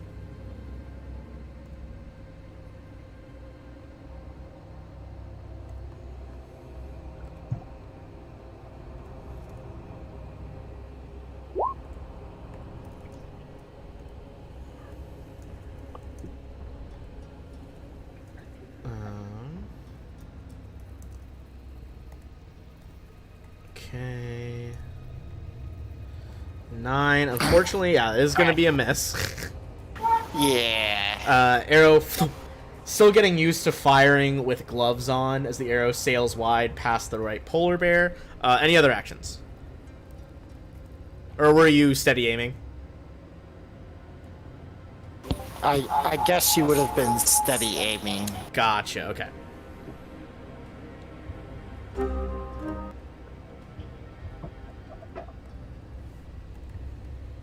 Alright. In that case, it's gonna go over to Guppy. Can I roll knowledge nature to see if they'll listen to reason? Yeah, go for it. Roll nature. Take one look at them. You see some of like the rib bones are a little like, exposed. They look hungry as hell. They're not gonna listen. They're desperate to eat. That's a shame. Alrighty. Let me get out my handy dandy ruler.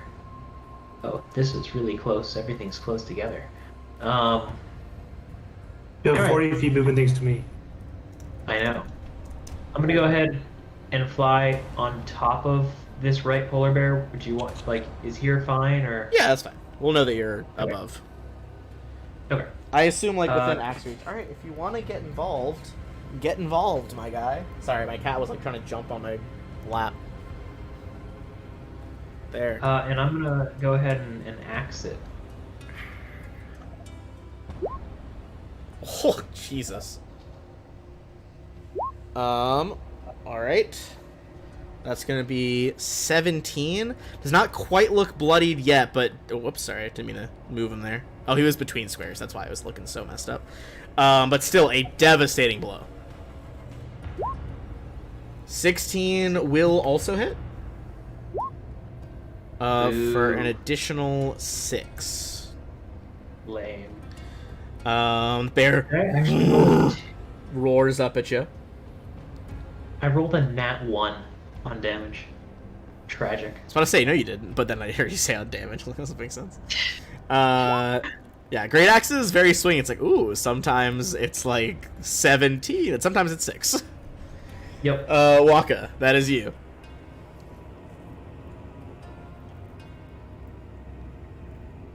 All right.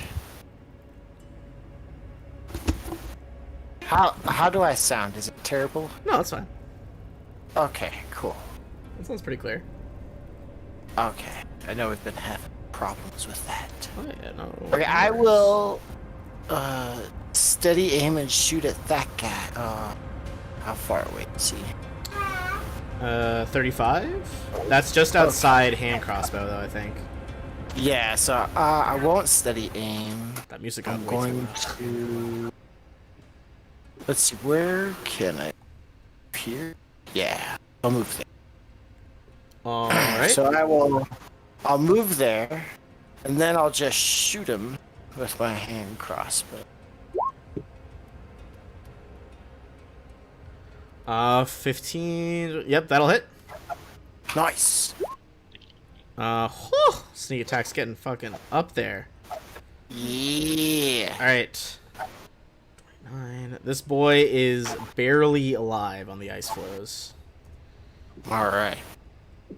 Okay. 'Tis the bears. One bear is gonna run up on the flanks over here. The one by you, Guppy, is indeed gonna go for you. Shocking. All right, he is going to double attack here. It's gonna be one with the bite and one with his claws. You didn't reckless or anything, right? Nope. All right. In that case, not an advantage. Bite first is gonna be 20, not nat. That hits. All right, gonna be 12 damage. Cat. Claws coming in, definitely a hit. It's 25. And the claws are gonna do 11 damage. Alrighty. It's kind of just like swipe up in the air, trying to pull you out of the sky. Looks terribly injured. That arrow like thumped in. Looks like it's sticking out the side of his head, honestly, but he's still going. Ooh, I think I upped his AC. It should be reflected on the sheet. Yes, it is. I was. Yeah, confused, I but just meant in case he didn't see it. Oh yeah. just Guppy, rolling with it it. went up by 2 because you got like some special gauntlets. Cool. Appreciate that. Yee. No worries. What are they? It's bracers of defense. It's like the last item on your list right now. Also, you have some sapphires that are worth a lot of money if that becomes relevant. The one on Darval. All right, Darval. The bite first. Gonna be a 16. It's not gonna do it. The claws though are gonna be a crit. Oh, okay then. The claws are going to do 20 slashing damage to you. Ow. Darval. Let's do this.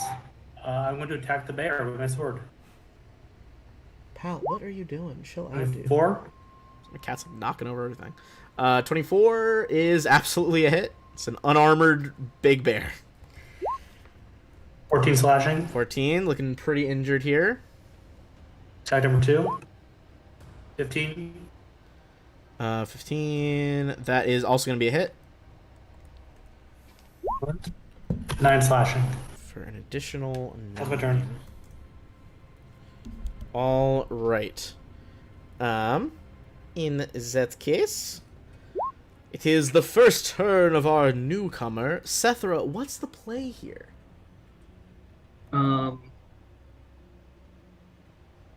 Okay, here's a question about the minor illusion cantrip. It says you can make a sound with it.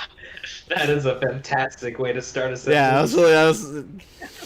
Yeah, yeah, you can make a sound. Does it list the degree of it? Like, I know ghost sound lists the degree. Let's see. Oh my god, hiccups.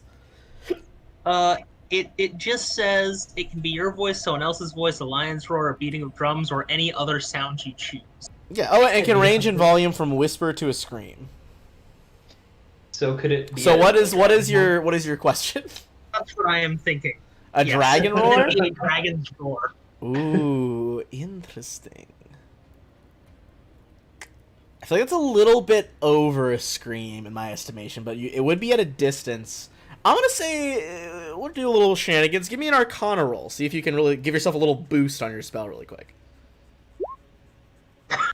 All right. Then I will not. I was gonna say I'll like probably try to bump the DC of it, believing it or not. So we'll go with your flat DC then. What's your spell save DC? What's Sethra? 15. 16? 15. 15. Okay. Well, the one next to Darval seems to be too intent on eating. the one next to Guppy does like do a head turn to look behind it, which would give whoever's attacking it advantage. And then I'm just gonna kind of run away toward the edge of the glacier. Dead sprint, kind of trying to move through the snow here. Luckily, you guys got big snow boots on, so it's not as terrible as it could be. But back to Willa. So Willa is actually going to fly up about 30 feet just to get out of the range of the polar bear in case he decides he needs more snacks. Understandable. And then she's going to shoot the one fighting Captain Gup.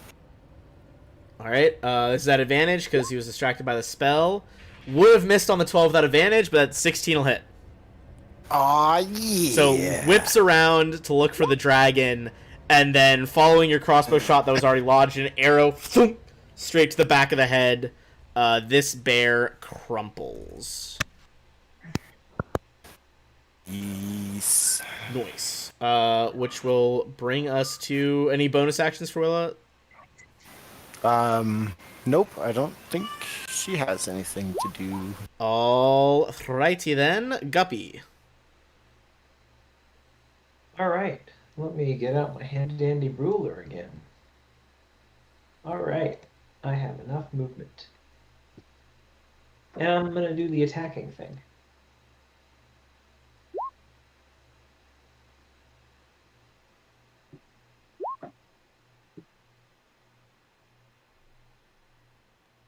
$13 damage. Did I lose my okay? No, sorry, no. I just had a very confusing message I did not understand, then I figured it out. No worries. I've been having internet connection problems today. So. All right, let's see. So 13, absolutely gonna hit. This one's looking pretty freaking low, down in the red. Multi-attack. All right, go for that damage. 2 axe blows. Dum, dum. You slay the other polar bear. You're out of combat. Yeah, I was confused because my freaking music cut off as well. Try it. There we go. Okay. All right. Out of combat. Not a terribly taxing event for you all, but that is going to be... let's see. It's 180 XP to each of you. I mean, speaking of taxing, I lost a third of my HP there. Did get a pretty sizable crit on you. Well, I guess it was close to average for a crit for it. 180 XP, you said? Yeah, 180.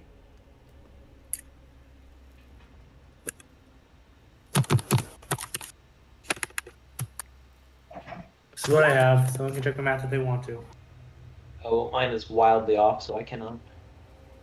I'll be honest, I just copy whatever number you put down. Oh, that is dangerous. That is so I dangerous. would do it, but I haven't put down XP on this character yet. Alright, I'll assume this is correct for now, and then going forward we can fact check. Here, Also, I'll just go back and check. It'll take me a second. unrelated. We're just bullying George. Yeah, I think it's not good. a big deal. It's fine. I have complete faith in Darvell's now. He's never been That wrong. may be one of them. Unrelated to that, shout out to DJ. DJ plays in the Starfinder game on Thursdays. Gave every one of you inspiration in the chat. Oh, sweet. Beautiful.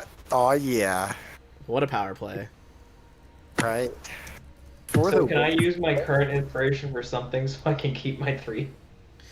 You know what? It is. Let's see. End of the day. Give me one more perception check during this day, and this will be an advantage. I will say, Guppy. Well, that's an advantage. Not quite enough to notice the additional thing. So you get your thing, but this burn did not help you. Gotcha. Y'all, I think there's something that I didn't notice. Classic.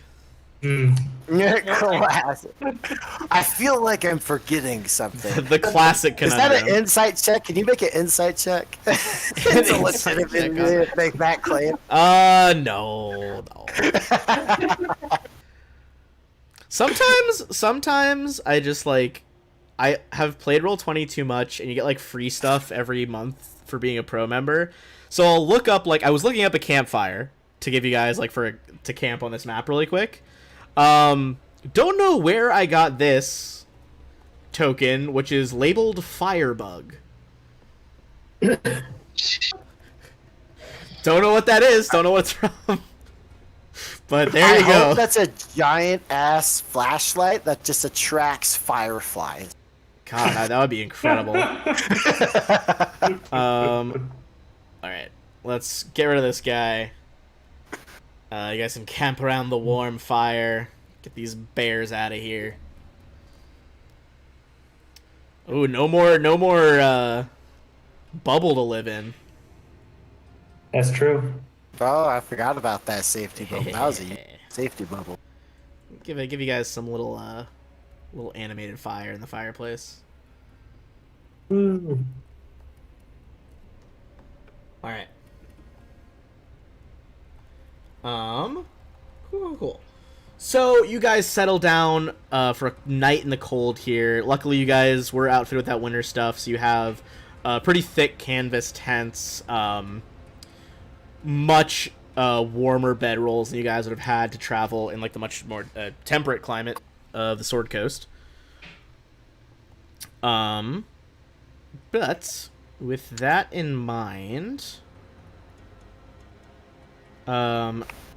go ahead and are you guys doing a watch order? And what is the watch order right now? Or you guys could just rest. Willow will be like kind of like super dark. She's got that vision. All right, so Willa probably in the Midnight middle. shift. Yeah. Guppy, I imagine you're gonna be closer to sunset because you don't have dark vision. Yeah, I was about to say. But I think everyone else. Waka's at the other end. Waka's a garbage human, so I need to be on one of the ends as well. So All right, Guppy we'll do this thing, little. so I'll be loop. morning. All right, go ahead. Yeah, that's a good loop. And Guppy, give me a perception check. Alrighty. Once I can find it. There we go. 19? That's pretty good. Excellent. Okay.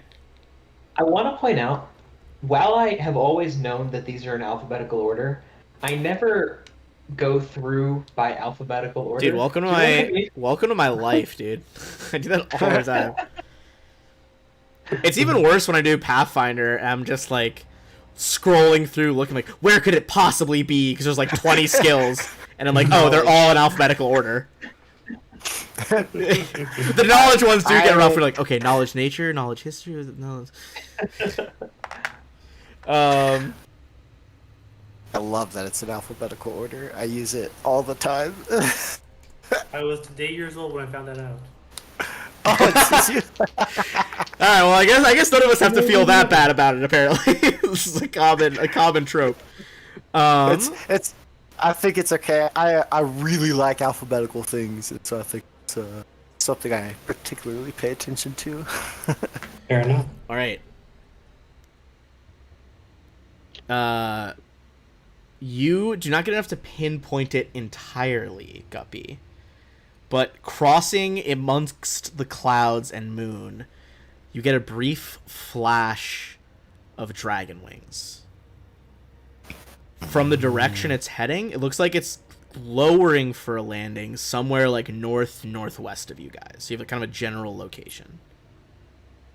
Okay, now hear me out. Half of You're us can asleep. fly. Yeah, you're right. It is. I will say, even if you were awake and could fly, it's very far off.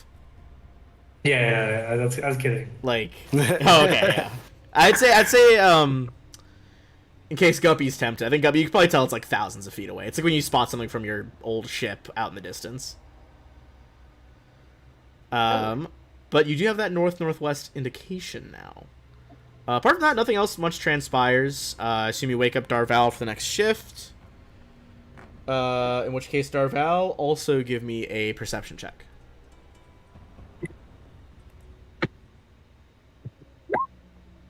Oof. That's not good. I wanna. I'm sorry. When I wake up Darval for the shift, Yeah. I say there be dragons. Watch out for them. That's good. Can you use my inspiration on this roll? Yeah, you can throw an inspiration.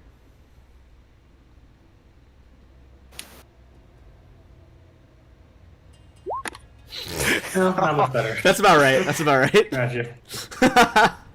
I hate when that happens. Okay. Nothing much more to notice, even with you like purposely kind of looking out at that northwestern arrangement. Willa, go ahead and double down. Let's do another perception check here. I don't know why I said double down. That doesn't really have any relevance to the situation. That's why I like stumbled over the word. I was just like, why did I say that? Yeah, I think it's just waiting. Mine was being a bit slow earlier too. Uh, I think Wednesday night is a big Wait, night. hold on. Oh Wait, before my you god! say anything, Willow would also like to use her Holy inspiration. shit, dude!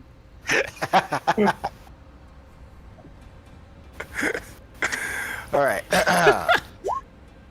Whoever the ones who gave us the inspiration, coming in absolute clutch right now. Yeah. Holy shit. Well, at least it got you. It was a little bit more worth it. With this inspiration, did buy you at least something with that 16.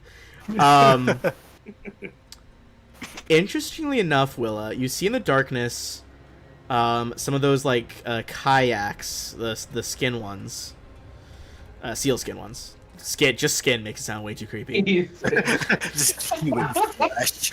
I don't know. As soon as I said it, I was like, that's not the right vibe. But you see presumably some of these like native hunters. They have like very like warm winter apparel. Almost everything is covered up except for like thin slit at the eyes. Interestingly enough, it looks like those two boats are sailing in the same direction through the ice flows that the dragon was flying in.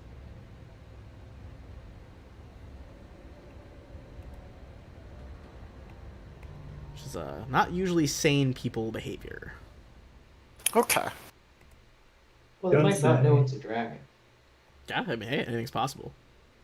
Willow will make note of this and be sure to pass on the information. I'm going to save you guys some time. Nothing much more is happening during 4th and 5th shift, so Sethra and Waka, you guys are good. Don't need to burn anything. Oh. Okay. Lucky us. Alright. With that in mind, we return the next morning to exploring the ice flows. So, once more, give me a perception check, as presumably you guys start moving in that, like, northern direction, I would presume. That's what the rogues vote. Hell yeah, go for it.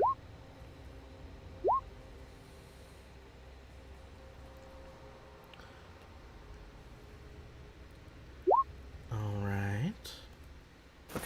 Ooh, 23. Spicy. Right? Lots of ice. Classic paladin. Hey, someone's got to keep an eye out for the dragons in the sky, okay? We can't all be looking for the one that landed. Fair enough. Alright. With that in mind, on a 23 Waka, you begin to spot something up on the... Okay. That was... Hello? Hello? The hell?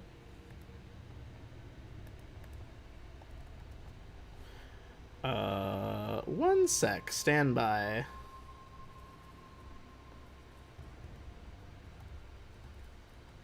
Test, test, test. Okay, that's still working.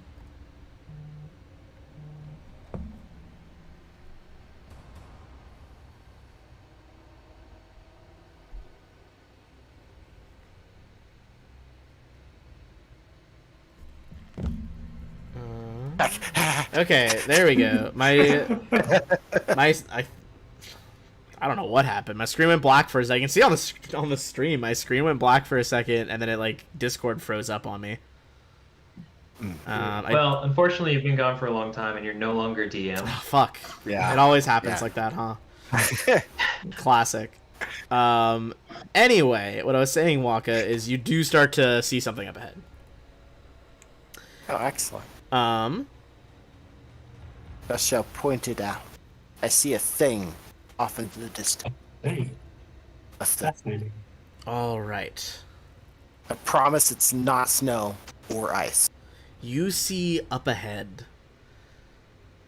what appears at first to be just a large island. The portion of the iceberg above the water looks triangular with rounded corners. And then as you get closer, you see between a couple of the jagged peaks, and there is a flat plateau. Much like what was described that the tiefling you're looking for had found in her searches. Well, I lied. I found really flat ice. Fair. All right. As you guys begin to approach that way, you can see that to get to the top of the plateau, you have to do some climbing here.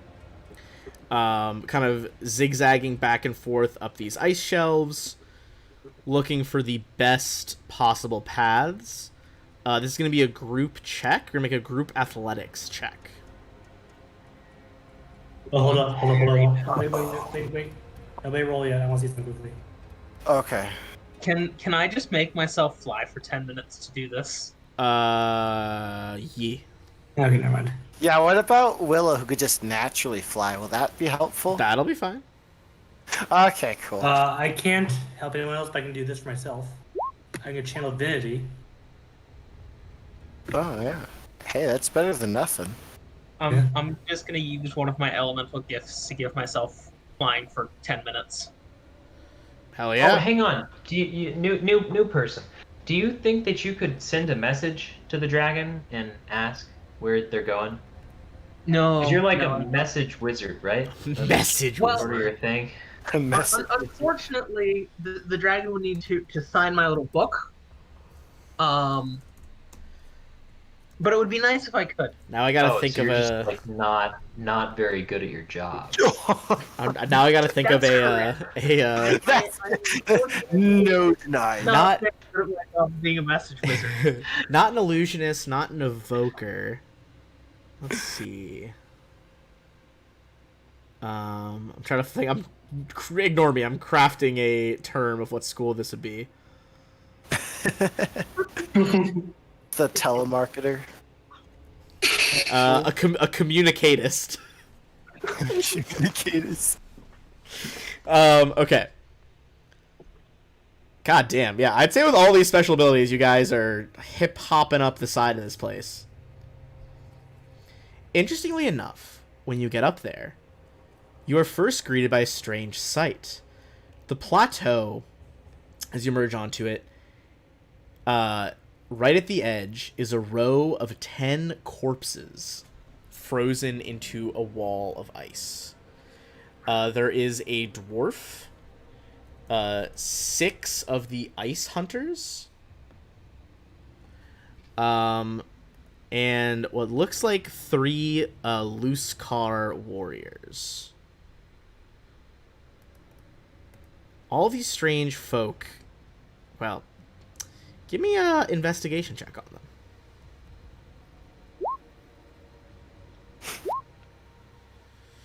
Something of a private eye myself.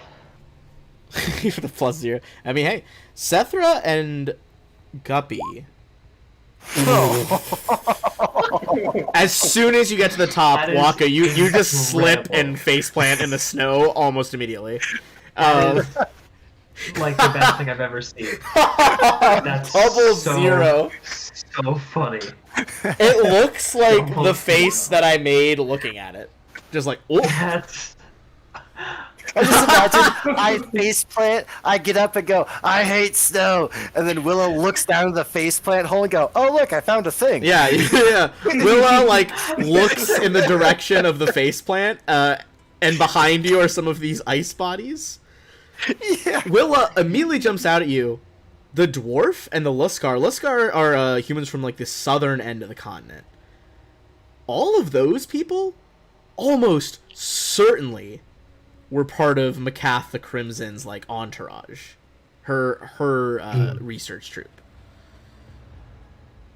That being said, there's more to see past these guys. Additionally, I would also say you would notice that like they were on 27. These were purposefully placed here as some sort of like threat or grisly warning, but nothing good. Beyond them, you see that atop this drifting glacier, there is a village. Cold and frozen, wind blowing through it, snow whipping up all of these like surrounding drifts.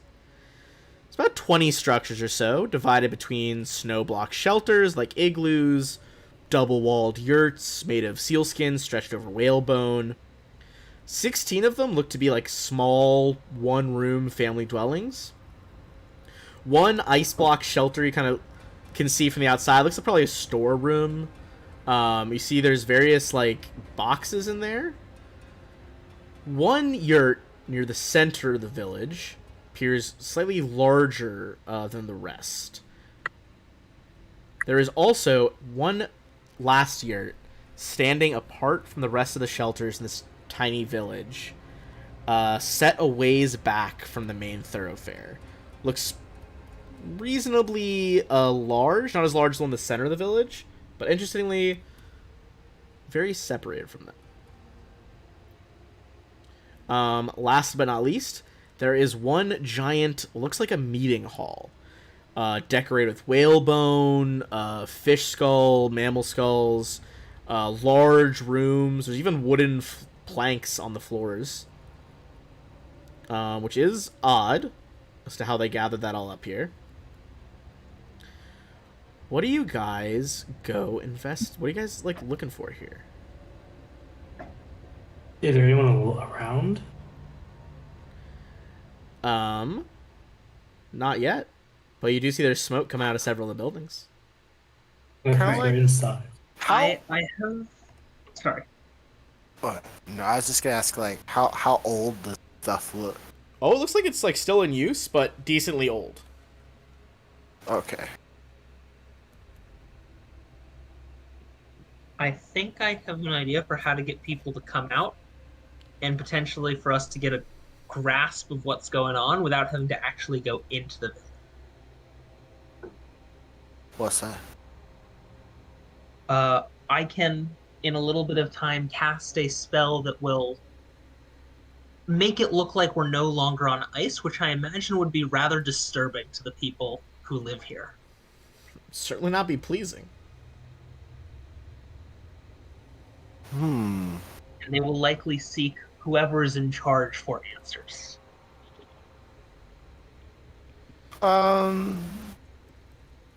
Does this...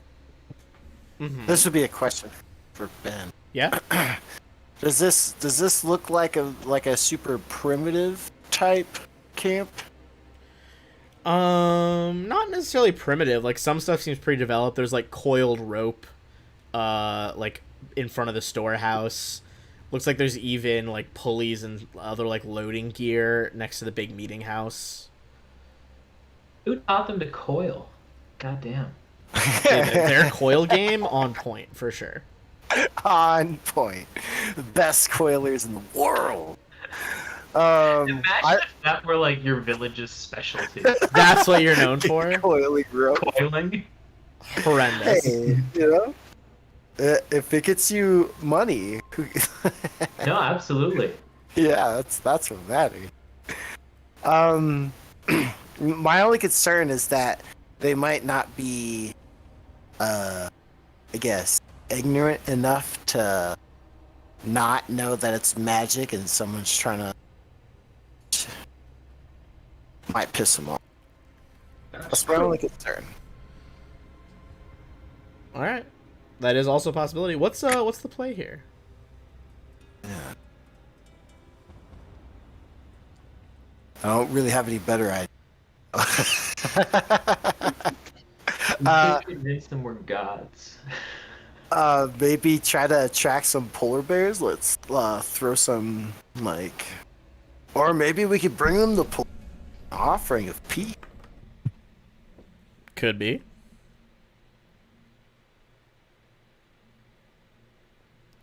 Why is this so freaking weird? Sorry, 1 second. My computer is still being goofy.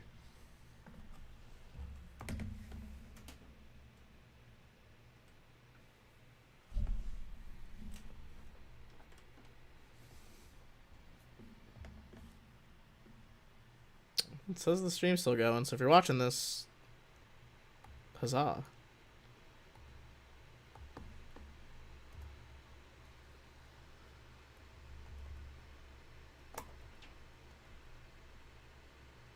What the hell?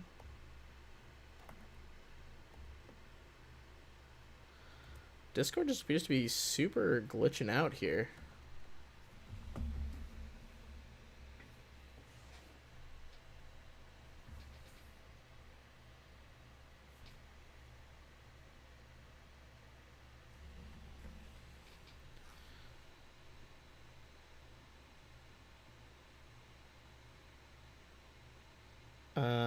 Okay.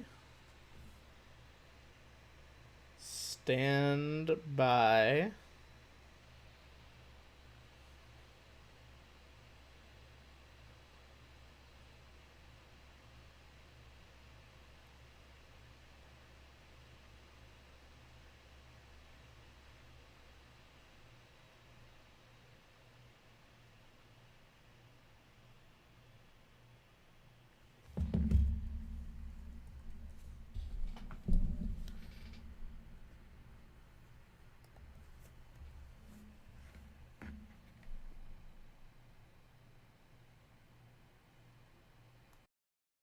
Because he was thrown in jail, which is where Jafar recruits him. No, that was Yeah. Jasmine. No, that was later. That was later because he got to. No, the he was highway in with the bread, jail. and He was Jasmine in showed jail, and then he gets let free to get the lamp. Yeah, that was. Because remember, up. old This Jafar is the in like intermediate step. Jafar comes down like the old man outfit. And he's like, "I'm also locked in here, but I know a way out." And then as soon as he's gone, Iago's just like, "Damn, really tricked that urchin." He's like, of course, Iago." Sorry. Now that we're bringing this up again, can we revisit this best Disney villain? We have. Welcome back, stream. We're 30 seconds into the stream Whose sidekick rebooting, and is things have gone named askew. Iago. Dude, I know We it's. got there. There's a Like, Brooklyn come on. Nine-Nine joke about that, where Jake Peralta calls Amy a backstabber. He's like, "You, Iago!" She's like, "Oh my god, you read Othello?" He's like, "What are you talking about? That's the parrot from Aladdin." The parrot from Aladdin. such a good bit. Yeah, I don't know what the fuck's happening with my computer. I think it just desperately wants me to update to Windows 11, but it is punishing me for my hubris. Don't do it. Rebel. Rebel. God. Okay. How about the 8th grade when Jen played the Oh yeah. Hey Ben, how far back are those polar bears? The polar bears? Yeah, that we killed. Like, hours like ago. yeah, like hours ago, Did you buy miles the across the probably? shifting ice flows. Why? Oh, okay, never mind. Okay. We were semi-close. We were gonna go get the meat and offer it to the villagers. The villagers. As peace offering. Isn't like large parts of bear meat fucking poisonous? I don't know. Oh no. Or bear stomachs Yeah, are I know. You're the poisonous? one who I would most trust to know this, but I've never heard that. No, it's like bear. I've never heard of that. And I want to point out, I've been studying polar bears in my class for the past 3 weeks. Yeah, I want to point out that your class is full of 4-year-olds. That's That's fair. okay. Bear livers and bear stomachs are poisonous. Specifically the liver. Okay. You can't eat the liver. Okay, so now you have to teach this to your class because Yeah. We moved on by now. oth- We're not gonna What if your preschoolers try to eat a bear liver? But imagine if the class was all right, guys. So beluga whales, if you eat them, You're gonna die. Shout out to belugas. You could probably eat a beluga. Do most of your students have a concept of death?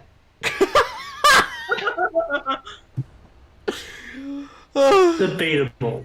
Yeah, I had roughly the same age group when I was a preschool teacher. I would say, yeah, like, debatable. Person to person. Like, they know death is a thing. They don't really understand what it is exactly. Yeah, I'd I agree don't with either. that as a general assessment. Does anyone? I think they've heard of it.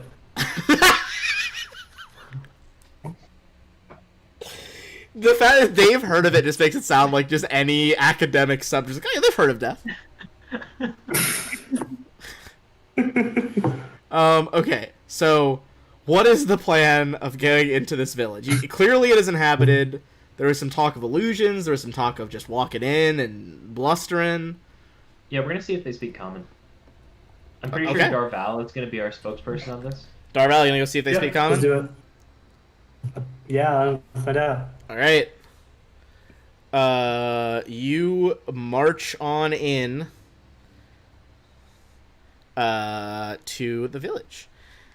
One by one, various of these like ice hunters come out wearing animal skins. A lot of them, as it is daytime now, have these like whalebone goggles with a thin slit in the middle to prevent on like the glare from the ice,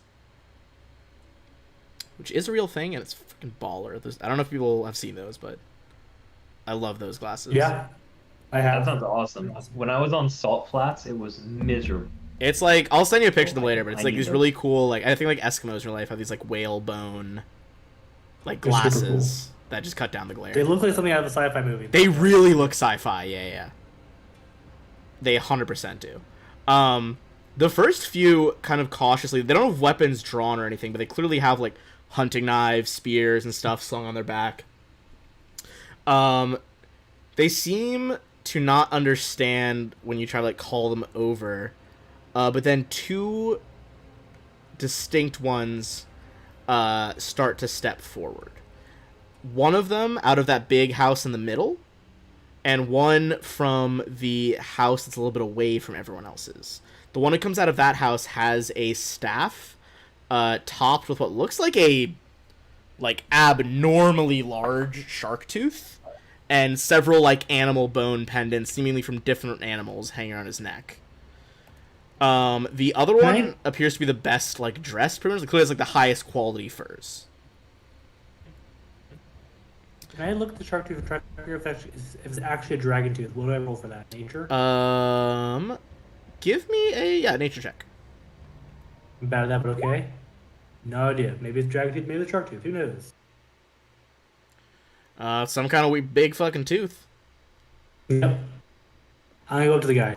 Hello. We come in peace. The main two kind of look at each other. And the one with like all the animal bones kind of whispers in the other's ear. What brings outsiders? What brings outsiders to Oya Vigaton? You guys had heard that name You're before. You thought that was the name of the dragon, Hmm. but he's saying it's like the name of a place.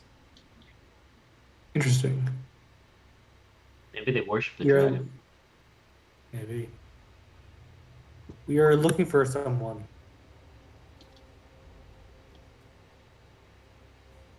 Kind of look side to side. You seek someone here? No one here. Only us. You must Can I move roll insight on. on that? Yeah, give me an insight check.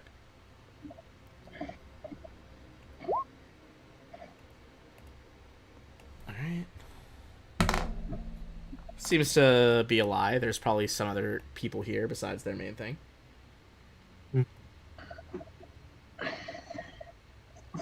Forgive our friend over there. He's a little shaken by the cold weather. We're here looking for the great dragon to pay homage to him. We have come a long way on our pilgrimage, and we were hoping we could find some shelter here before continuing to the northwest. Yes, the someone we're looking for is a dragon.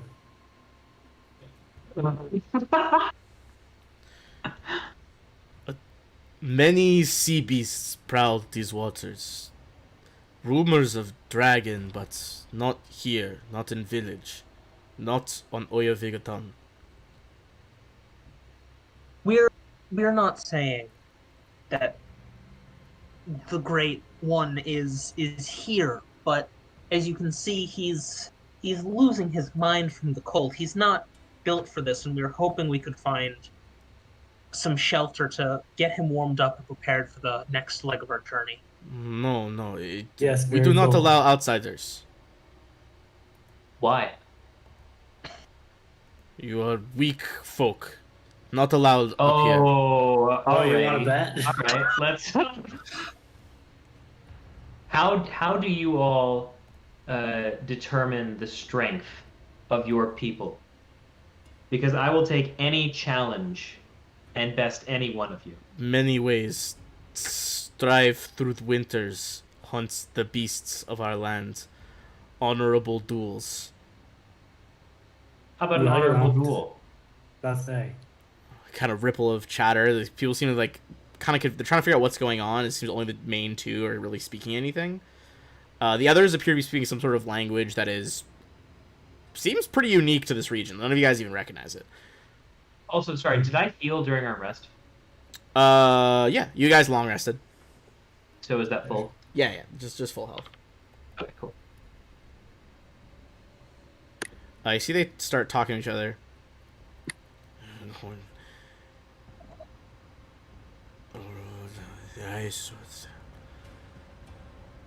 You wish to duel our best. Of course. Not that it'll make any difference. Might as well send the worst and be the same result. Neither myself, Barking Seal, or Bone Carver fight you. But we bring in third. Orca Heart. Come. I hear it's dangerous to eat orca hearts. See, you know nothing of the ways of the ice. It is bear liver, not orca heart. You know nothing about the ways of orca hearts. It's both. He kind of like growls. Yeah, give me an intimidate check. And then Use while inspiration?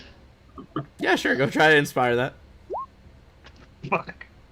You fight Orca Heart. The rest of you back up. No interference. While he's trying to intimidate this like fucking gladiator of a guy, everyone else, go ahead and give me a perception check.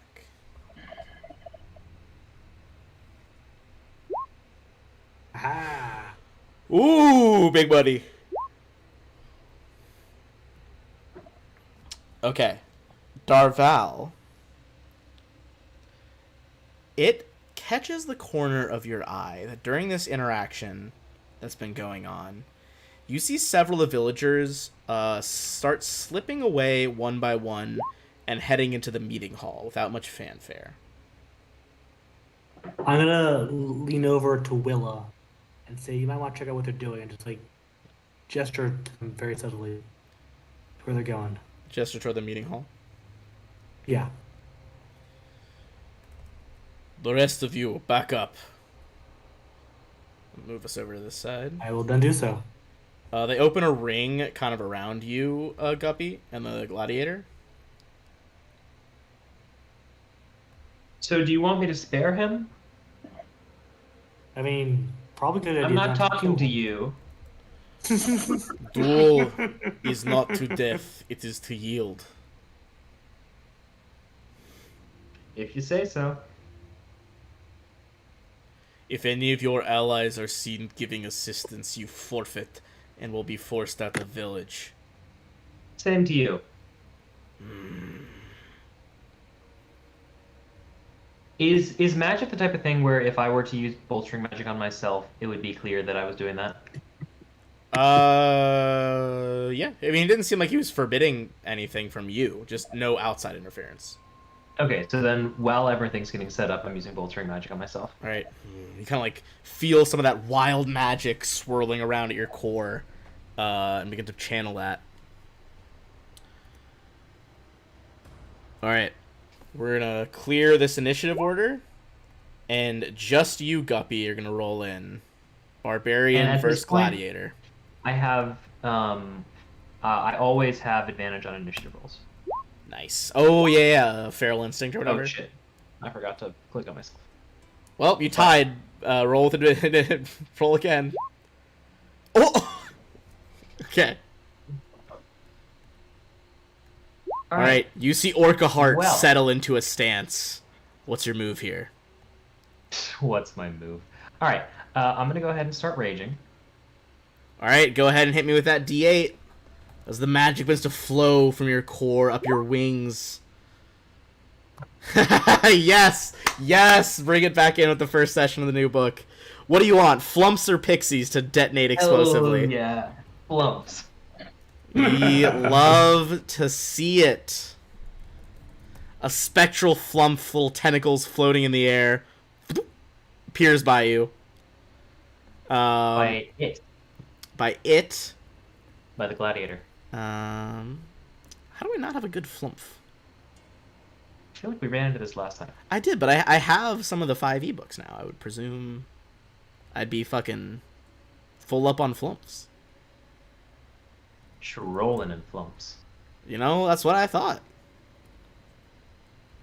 Alright, we'll do like a little octopus.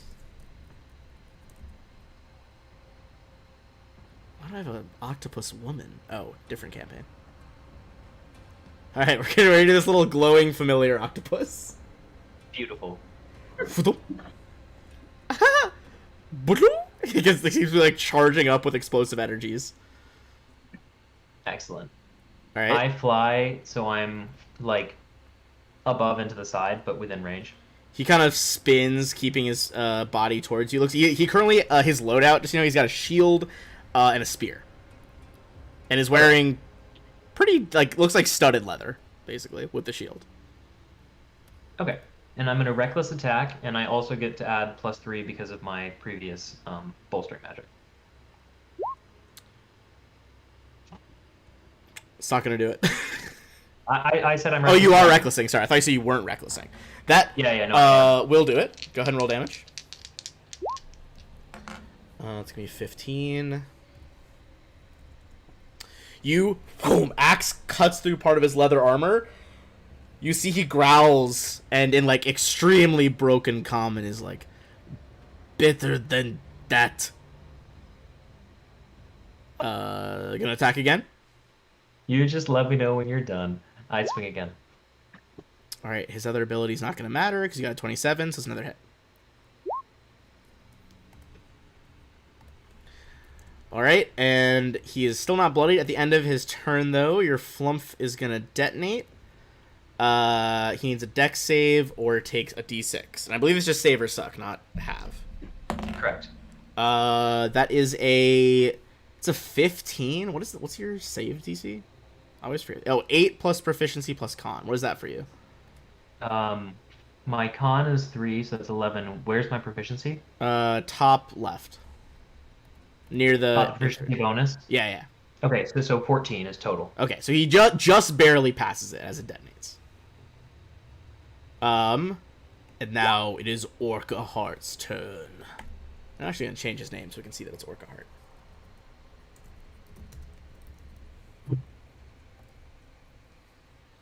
Alright.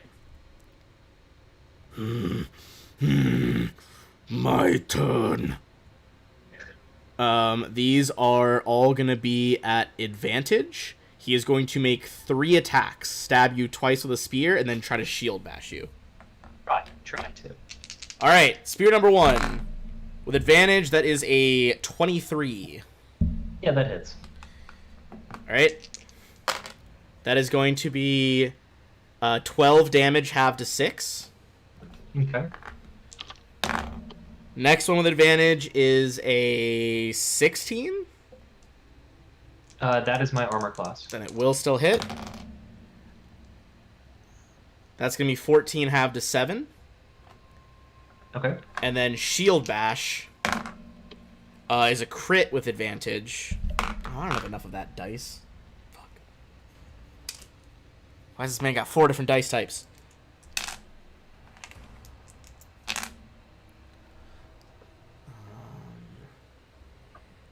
That is going to be 20 halved to 10. Okay. You guys see just like stab, stab, wham with the shield. Just these 3 like cracking ice levels of strength hit Guppy, who just kind of like spits out a little bit of like weird multicolored blood and keeps cooking.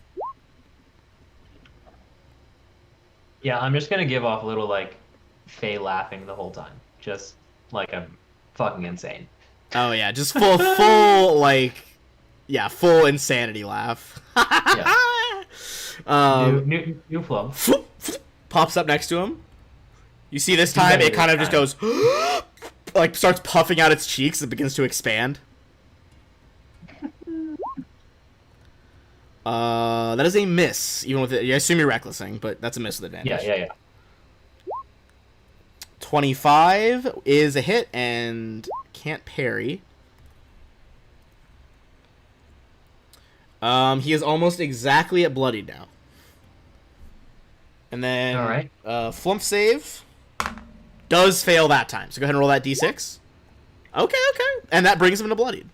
As another flump explosion happens. You just let me know. Not done. Alright. 3 advantage attacks back. 25 on the spear. 10 half to 5. That was cocked. Let's try that again. Miss on the second spear. And 20 even on the shield bash. So that does hit. Shield bash is going to run you another 10 half to 5. Oh, and I didn't do this last time, sorry. You are flying currently. I'm going to say give me a athletics or acrobatics check to stay in the air. Normally this has a chance of knocking you prone. I'm going to say it might just make you land. That is fine because you have advantage on athletics checks right now. All right, Guppy.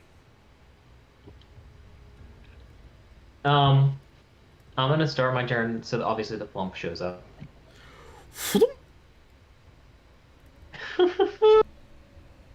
I'm really a little bit worried that I'm accidentally gonna take your head off. So you get to let me know whenever you want me to stop. Can I roll intimidate? Yeah. Alright. Not enough. Keep go. It's another hit. For low roll, but 9. Another hit again. For 13.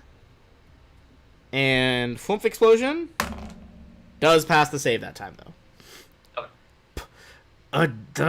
Stop, Pop! Give me a perception check. As the snow and wind starts to pick up and kind of blow around you guys, the top of this ice. Okay. You do not notice that this happens. Can I use inspiration on that one? Oh, yeah. You want to use inspiration? I get inspiration all the time. I feel like I need to I'll use say, yeah, do it. for once. Ooh, 5. Not going to do it. Beautiful. You don't notice anything happening. And no one else does. This is... The others can make a check with disadvantage for perception, I'll say. Also, we'll take that pause for a second, actually. Willa, when you were warned that they were slipping away to the log central building, are you trying to look into that? If not, yes? Okay, so Willa, actually give me a stealth check. And then everyone else give me a perception check if you're staying to look at the main fight. I'm going to give guidance to Willow before she makes her stealth check. Okay, you kind of reach behind you. Willow, you feel a little bit of flash of guidance. It feels a little bit different to when your cleric used to do it. Kind kind of feels a bit like spicy, for lack of a better word. It's like a very different type of magic. All right, 15. I'll check their passives in a second. D4. If you want, you can add the plus. Oh yeah, D4. add the D4 to that. That might actually matter a lot here.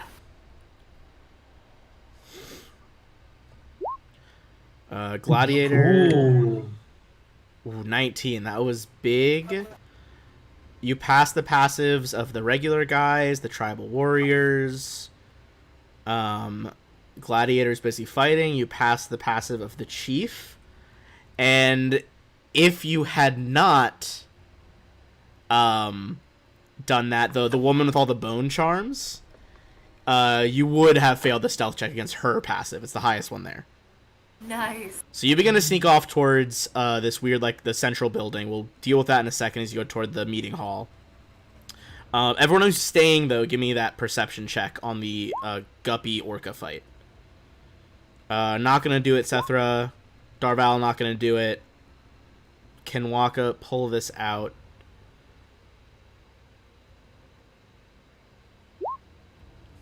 Okay, nothing happened.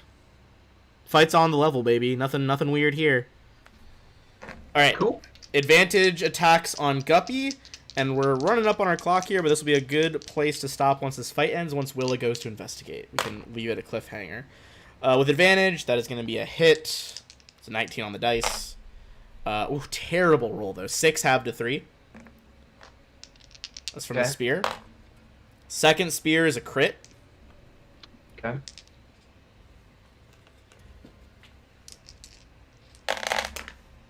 Alright, the crit one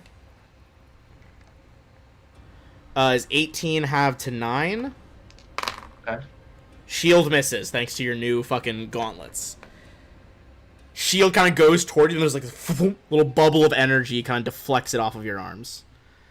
Beautiful. Which brings it back to Guppy. Floop. That would be a hit. He uses his parry ability to deflect it. Yeah. Okay. Only time it's mattered so far. Normally you beat it by way too much for that to matter. That'll definitely hit. Oof, he's getting lower. He's getting that orange zone. And fails the flumph detonation. Give me that D6. All right, I'll take 3. All right. It's back to him. It's getting real fucking low here. Spear 1, miss. Spear 2, 17 does hit you still, right? Yeah, you're 16. Yep. Spear 2, 13, bring it down to 6. Okay. And Shield Bash, also going to be a hit. 11 down to 5. Okay. And now it is back to you. Guys, see, Guppy is just taking a punishing beating. Think if it was anybody else in there, you guys would have long since got unconscious. But Guppy, if nothing, can take a punch. Alright, go ahead and take your turn. 21, he cannot parry that. You've exceeded that limit. Oh, big fucking swing. He's looking like another big swing like that could potentially finish him. Are you doing... are you looking like you're going to do non-lethal, or you look like you're trying to do lethal?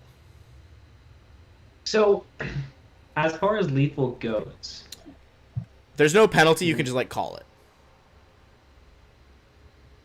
If that's the question. So like non-lethal is the same as lethal. I just don't kill him. Yeah, you're basically like, I don't want to kill him, and you'll knock him out. A lot more forgiving than Pathfinder.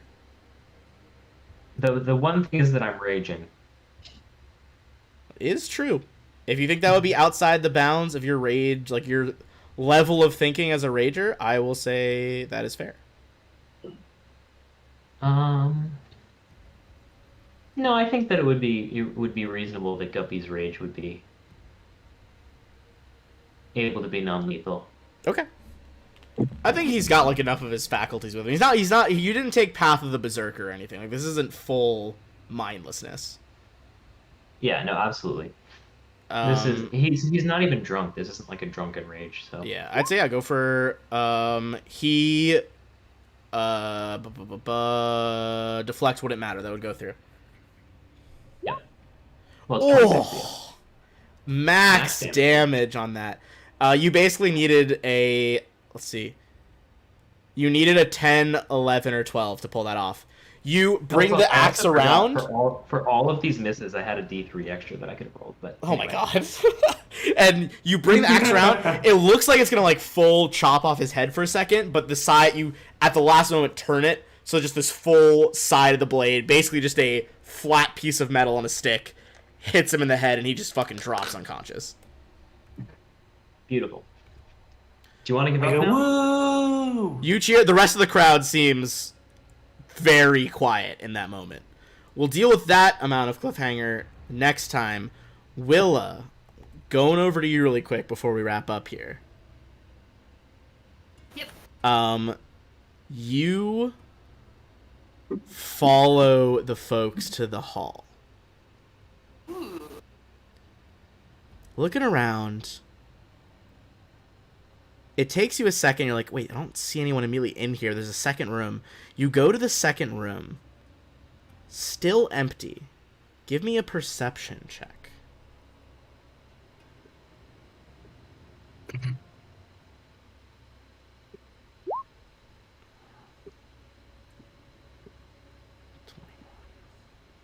Okay. On a 21, you see that hidden beneath some of the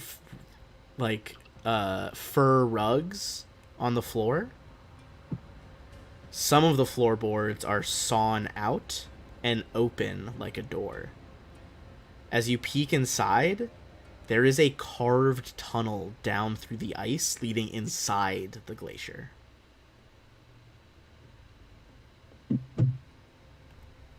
And we will pick that up next time. Oh, da da da. Willa, cold wind of air like blowing up through the tunnel. The rest of you looking on as Guppy like takes some deep breaths, calms down, standing over this like truly enormous orca heart guy. Last flump kind of flies off into the air and just like firework explodes. All right, excellent. So that was the first session of Rise of Tiamat. Things are escalating quickly. All the countries seem to be getting involved as the very real threat of an evil god returning to the material plane looms. Alrighty, we shall be back next week.